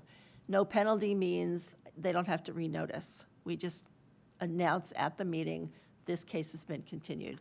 And they don't have to come in and give any reasons why, and you don't have to vote on whether or not they get to continue. So that happens one time. Staff also gets the same thing. So we can come to you guys at the meeting and say, staff has continued this item to the next meeting agenda. And there's no penalty to the petitioner that way.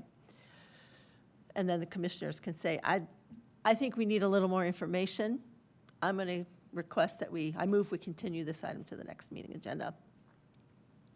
You can also, at the beginning of the case, if there are only 4 members here, 4 members are a quorum, all 4 members have to vote in the same way for an action to occur. So at that time, it would be wise to say, there are only 4 people here. Mr. Petitioner, would you like to continue this? And that's another instance where the petitioner could continue. But if they don't get, even if there's, like I said, no matter what it is, there has to be 4 people that vote yea or nay on any item, whether there's 4 people or 7 people here. If there's 4 people here and it's 3-1, that's an automatic continuance in itself, correct? That's a denial. A denial. That's a Okay. yeah. Oh, that's a denial. The only Okay. time it's not Oh, action a is when tie. you have a tie. Okay, that's Yep. right. But So yeah, we- if it's Right. 3-1 in favor of a development plan review, that's a denial. Okay, all right. Because I do remember there was one time it was 3-3. Only I think these things are interesting. I'm glad you asked that question. Yeah, 2-2's a tie, 3-1's a defeat. So many years ago, I heard something, they say automatic continuance. Is there anything such as an automatic continuance? A tie vote is effectively a continuance because it is not action, so it just shifts on to your next agenda. All right. Yeah. Believe it or not, somebody had to file an appeal once and raise the question of what is a tie vote? And it was important because sometimes action has to occur within a certain number of days, and they were already at that deadline. So they were going to get to a deemed approval or denial. So they took it to the Court of Appeals, argued about it for a couple of years, and they finally said a tie vote is nothing. It is no action at all. Which was the wrong answer for the city in that case. But Right. that was not the answer the city needed. So in addition to withdrawing and continuing, you can actually approve things too. So you can approve petitions with or without conditions and with voluntary commitments by the petitioner. So the petitioner can offer some commitments. You don't place commitments on a petition, you place conditions on a petition. Commitments are voluntary. Or The you other can thing on- deny. Sorry, on commitments too, this has come up where, we've had people in the public state that the petitioner is committed to X, Y, and Z, and that is between them, and that's not anything that we'll put as a commitment on public record, correct? It's up to you. Well, we can, but You I mean, a can, lot of but this you're stuff, not, right, yeah, not required. that private agreements don't have to be part of your Yeah. commitments. Sometimes sometimes the plan commission will do that because you want to make sure that, you might be curious about whether or not those are going to be upheld. So you make the petitioner commit to do what they promised others. Sometimes you say, I don't really want any part of that side deal you have. It's up to you. It's up to you. All right. You can, Jody's right, commitments are voluntary, but you can accept them or no. You're not required to accept an offer of a commitment.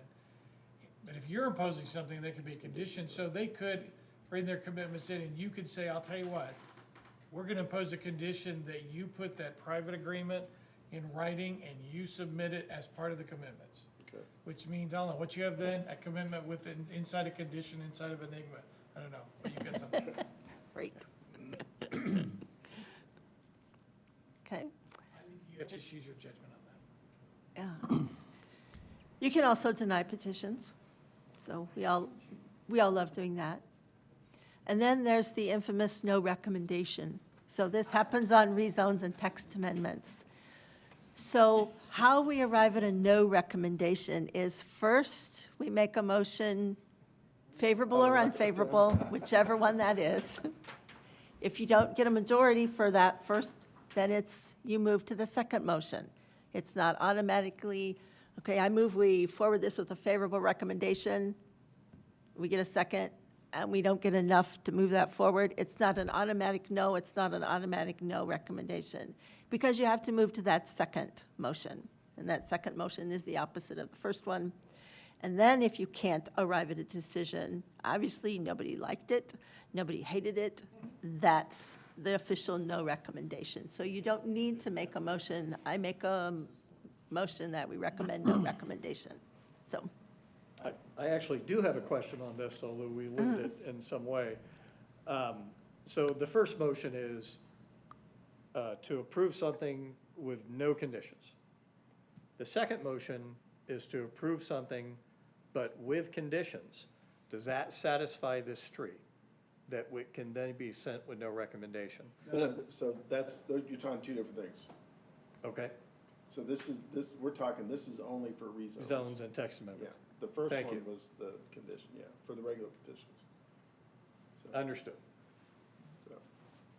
So I have a question, there are times that we're advised that, okay, this is ministerial in nature, it's our obligation to approve.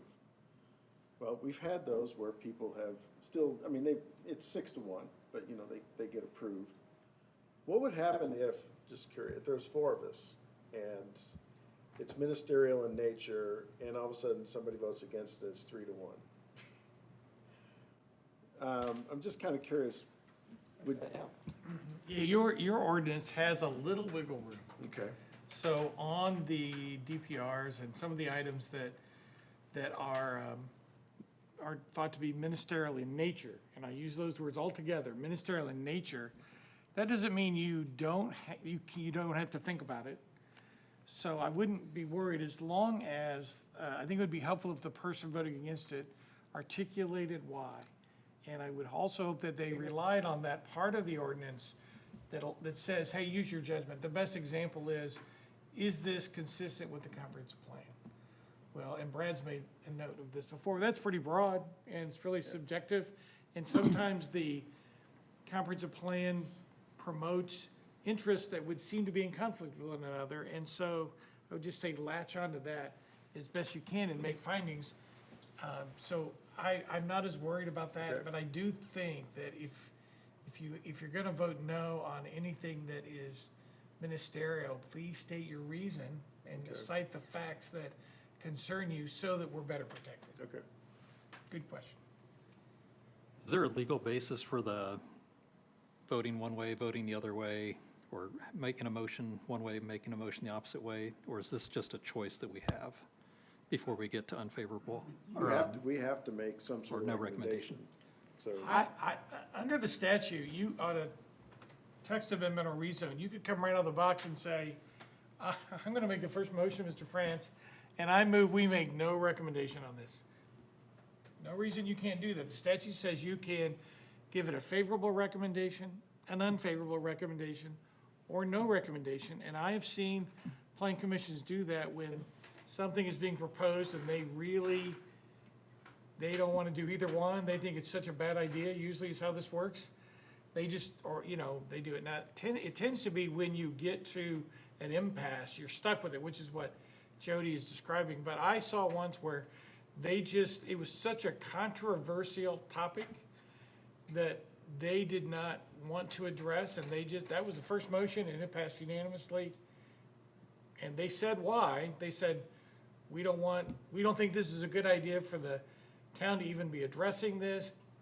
You do whatever you want, but we're not gonna make a recommendation. On text amendments particularly, it used to make a difference if something went to the town council with favorable or unfavorable. Under the statute just passed, I'm not sure it matters anymore, because now it's never gonna come back to you. Town council has the final word on that, so I don't think that matters so much anymore. On rezones, the same thing, the only difference of whether it goes favorable or unfavorable it has to do with what happens if the town council takes no action. But understand this, that a no recommendation is treated as unfavorable in terms of how it is treated at the town council level if no action is taken. So a deemed approval or a deemed denial, no recommendation is going to be viewed as unfavorable. Other than that, I don't think it matters, but I did see a motion once made right off the bat, and everyone was glad the motion was made. They didn't want any part of it, and the town council shouldered that burden, and I think they felt the heat. I think the planning commission knew what was coming. And we've had a couple of cases where, over the years, something was, motion was made for favorable, it lost 4-2 or 4-3 or whatever. So, I mean, the fact that it lost 4-2 or 4-3 means it's probably gonna be unfavorable, so you just flip it around and make that an unfavorable recommendation, so. I like the concept of it. I'm asking, should it be in our rules and procedures? Yeah, I don't think it's completely accurate to say it has to happen in that order. That's what you asked me, and I'm just gonna tell you. Yes. I do not think that's completely accurate. Nothing in the law says that you can't make a motion for no recommendation right first. Nothing says that. And my suggestion to do it this way was because you are the recommending body for the town council, you're supposed to do the heavy lifting for them. So deliberate, consider it. Some parts you like, some parts you don't like. So, but if we don't want any description under no recommendation, that's going to hurt my feelings. Well, and I think I'll have when you any. have the public hearing and the plan commission's discussing it, and it's going unfavorable or favorable, it's pretty clear in the commentary the direction it's gonna go. Yeah. But when we have unfavorable and there's conversation back and forth, it's hard to say, which way were they going? So and that gets back to Dan's point, if you're gonna say no recommendation, then state a reason why it's no recommendation. And so. I mean, I agree the verbiage should be taken. I mean, it's not very clear either. We'd have to, I don't know, I feel like you can either make it or you can't. I mean, we know that it's not a very favorable recommendation in itself. But I think it does need to be very clear, the rules behind it. And there if are needed. findings for each of the types of the case. So that goes forward, and then staff always prepares a memo for town council. So part of that memo is the commission deliberated, and they liked these parts, they didn't like these parts. So some of that will come to the town council, whether it's a no recommendation out of the gate or not. And then on that, so when staff puts their, recommendation, and we get one that, doesn't have no recommendation as an option, and then, things are continued for whatever reason, and then it shows up, is it something where it needs to be on there for approval, denial, continuance, or does staff decide when it? No, we're only suggesting forms of motions for you. We don't get to do any decision-making. So our staff report is only to help you guys deliberate and make the decision. So when we put a suggested or recommended motion in there, it's just that we want you to hit the high points. Here's the case number. If we have proposed conditions, whether you choose to include them or not, like the technical issues with TAC, we usually want you to include those, but we don't get to make a decision. So you take or ignore. So is our that staff published, recommendation. is the no recommendation published on there every single time? The suggested recommendation is on every staff report. But they Yeah. always state that the plan commission can make a favorable, unfavorable, or no recommendation on this matter. Yep. But, I mean, like I said, it's happened once this is my 14th year, so it's happened one Right, time. yeah. So, But, Okay. and then after we make a recommendation, favorable, unfavorable, the town council has 45 days, Dan, to act on it? Is what is- 90. Or they have to act on it at the early, what's their timing? Well, the statute says they have to act at their next meeting, but the statute doesn't mean that. So I think they have 60 days on a text amendment is what they have now to act. And now the new law says that if they don't act, then it is treated as if they had. But on a rezone, we have 90 days from the time 90. of the public hearing, right? Mm-hmm. 90 days following certification. Yeah. Following certification? Okay. Yeah. And then if it comes back to the plan commission has like 45 days to get it back to council. It's not coming back anymore. Okay. Under the new law, text amendments will not come back anymore. Somebody got mad about that, so. Yeah, I sent Mike a memo today on that. Send that to me, Yeah, yes. just today. There'll be no more there'll be no more volleyball between the two.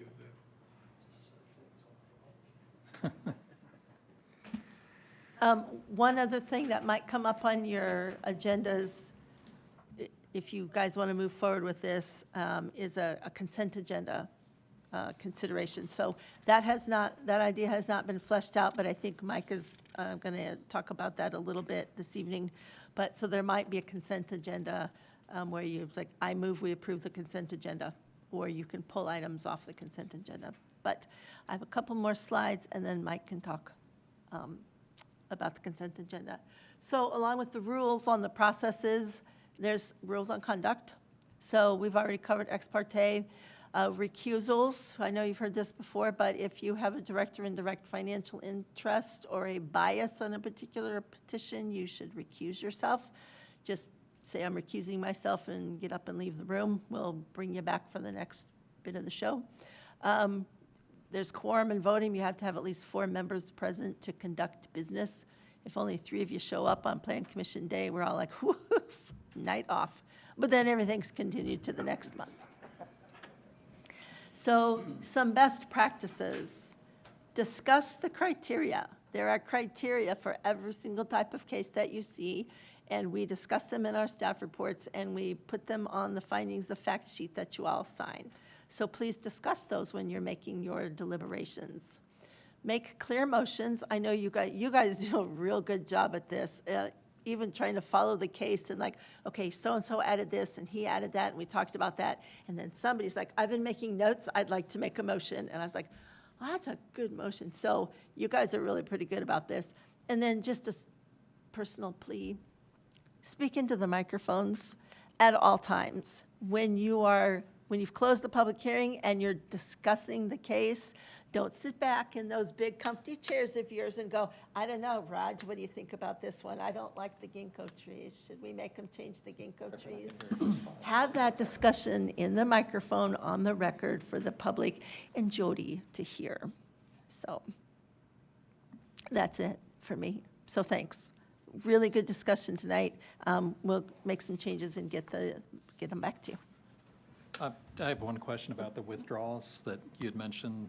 As far as a petitioner can withdraw at any given time.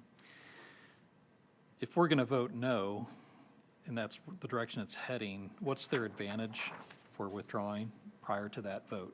If you deny a petition, they have to wait 12 months before they can refile that same petition. But that does not require, that's not the same with the withdrawal. They don't have Correct. to start all over. They have to re-advertise the They do, yep. So that's the only penalty, is they would have to They have to possibly re-advertise, yeah. But And if can they they're smart, they're giving some modifications to the petition based on what you all have discussed. Like, I really hate this part of it. Well, they should go back and change that part of it. And so, yeah. Is there a limit to how much they can modify before it becomes like a brand-new application? There is some latitude given to staff on that. Okay. That's it, but that's so if we voted to deny it, it has to be materially different. It has to be before substantially different. We If you- accept it as right. a new petition. So, And if they have the ability to withdraw up until, you know, Until you vote. we make the motion, is there a reason to have the language in there about withdrawing within writing within 5 days? Yeah, that's, Because it seems like if you read it, okay, I have to withdraw within 5 days, but you can also be standing up here. Right, they day may of. withdraw, they may see the writing on the wall, staff has taken them through the ringer, and we're like, we still don't like your traffic study, or we still don't think you, so then they can say, okay, I'm gonna withdraw, and I don't even come to the hearing. Or they may wanna roll the dice and come to the hearing, especially on a controversial case, and say, okay, now I've heard what all the neighbors have to say, I've heard what you guys have had to say, now I can go back and make the changes I really want to make, and I'm not just listening to staff, I'm listening to the decision makers too. I think Kendrick was trying to say that you don't need both rules, you just need the second one, which is they can withdraw at any time. The 5-day rule doesn't really apply if they can, I don't think you want to argue about whether or not you received written notice before you voted. So you put a 5-day on the written notice, otherwise they better show up until you're withdrawing. Okay. Because somehow we missed written notice, we voted, and then they're in a pickle. That would be my reading of why you would leave it as it is. Okay.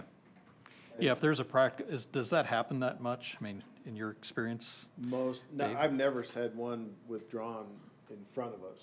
Okay. During the Hey, meeting. we had one, we did a special meeting on that withdrew an hour before the meeting. Right. But, yeah, that's right. And then, just to be clear, we vote to accept the withdrawal, correct? Right.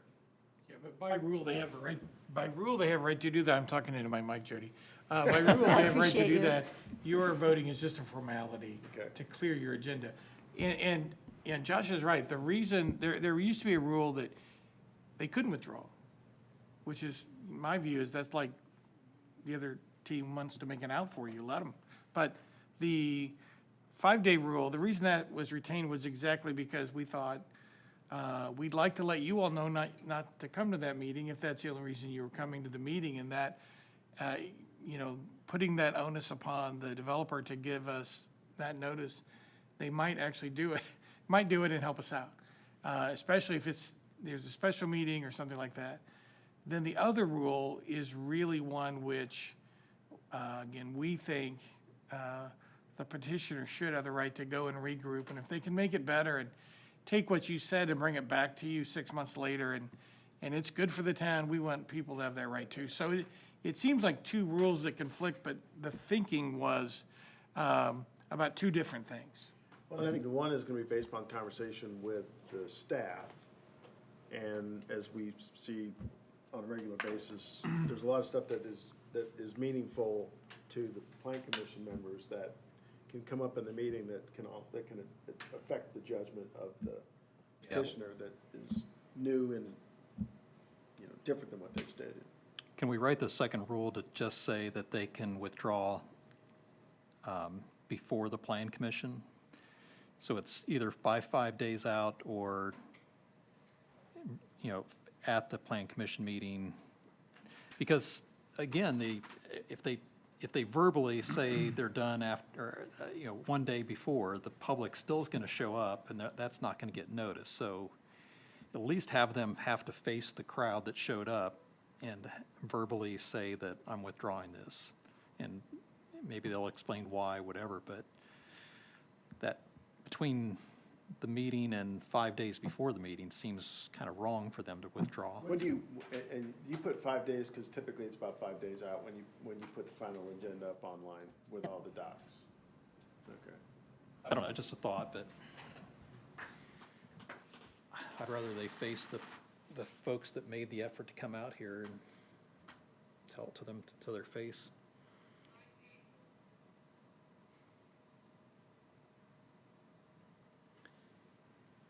All right.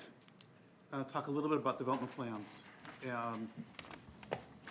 You know that we all worked on an ordinance that would, streamline the development plan review process, but that was rejected by the town council. Instead, an alternate idea was to establish a consent agenda for development plans that are smaller or, less controversial, kind of basically following the guideline that we had drafted in the ordinance that would define what types of projects would have been administratively approved. Those types of projects instead would be on a consent agenda each month. So all development plans in terms of public notice and plan review at TAC, all of them are going to be subject to the same process. We're going to treat all development plans the same as we currently do.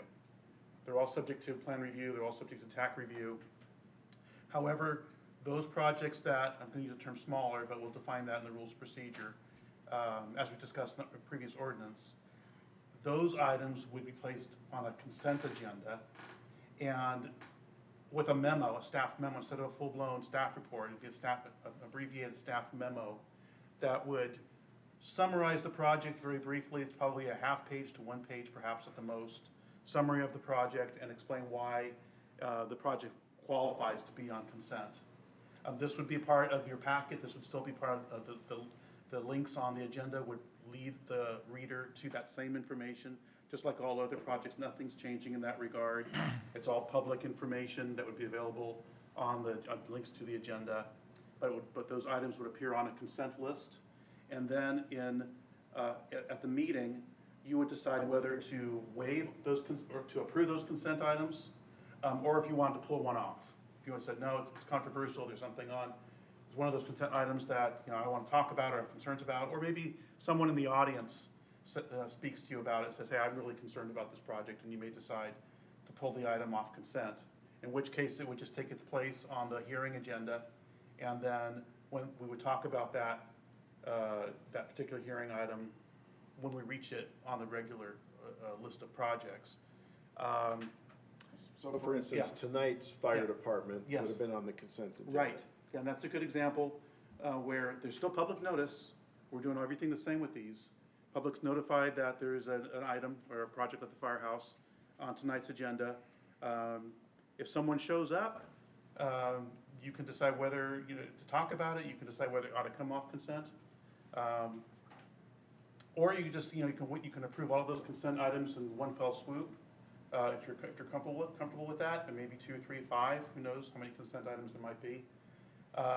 Or you may decide, if you decide to hear the item, staff, we have, the file on a P drive, and we can pull up some exhibits. We'll not have prepared a full staff report, but we can facilitate the conversation just because we have the data on a hard drive. And if you feel that you need more information, you have liberty, just like any other development plan, to continue the matter to the following month. So obviously, the consent agenda would be something, if we were going to check, see if there's anybody from the public who would want to speak on that, it'd have to be the first thing we do. Yeah. And then at that point in time, if somebody said, I want to speak on this, then we could move that down to the regular agenda. Right. And then address the other 3 or whatever, 2 or 3 or whatever's left, and say we approve these. Yes. So is that something then it would be smart to have on our sign-in sheet? Is this a consent agenda item? If yes, check the box. That way you can see on there, so you don't even have to open it up to that, I can also, we could read the consent agenda items. So on the consent agenda, we've got docket number 1, 2, 3, 4, say what there are, and then ask, is there anybody in the public who would like to comment on any of these matters? And if the answer is yes, okay, we're going to take that item and we'll move it down to, into the new business. Can you hear me, Jody? I support that, that's great. So that's the general idea. We would amend the rules of procedure to spell this out a little more clearly for you all, and so there's no ambiguity. There's very little ambiguity for the public to know how this works. Would it automatically be pulled off if there was a remonstrator sent in a letter? I would suggest yes. Okay, I would agree. That would be important, yeah. Yeah.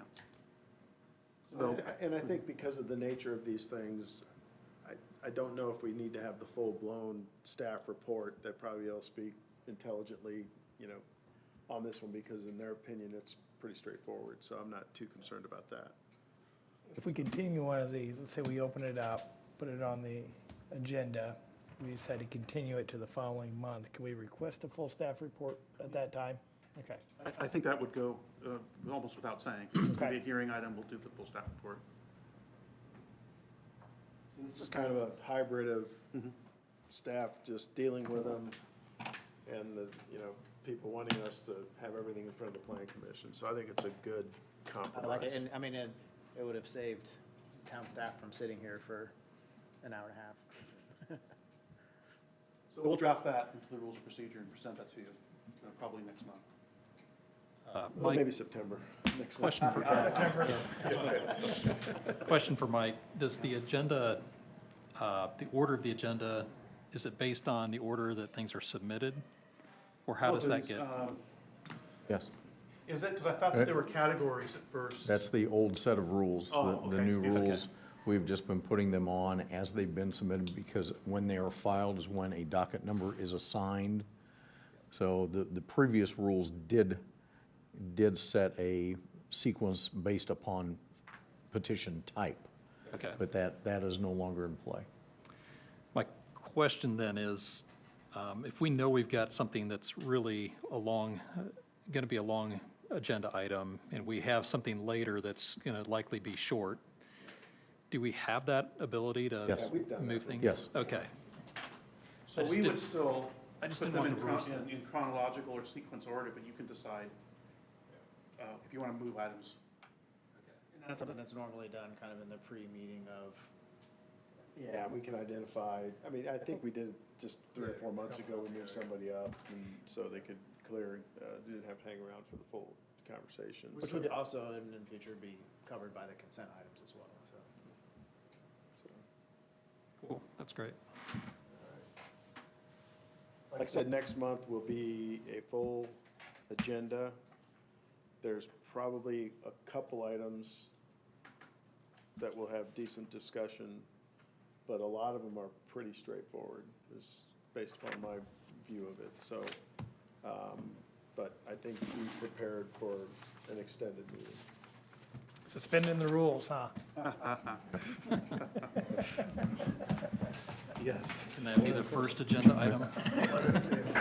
All right. Mr. Franz, Anything else? Oh, I go have ahead. two very, very brief items. First of all, I've got the pleasure of introducing a new staff member that has joined the planning team, Jose Trujillo, as an associate planner. Going to be helping us out with both BZA and Plan Commission, just kind of helping the rest of the staff out, and eventually going to learn the ropes. And so don't be surprised if it's somewhere down the line, he's going to be presenting projects to you. So very, very, very glad to introduce Jose to you. Second item, I forgot to pass down the findings of fact for the fire station, so please don't leave until you've signed this, please. All right, any other business? Is there a motion to adjourn? So moved. Second. All in favor? Aye. We're adjourned. Thank you.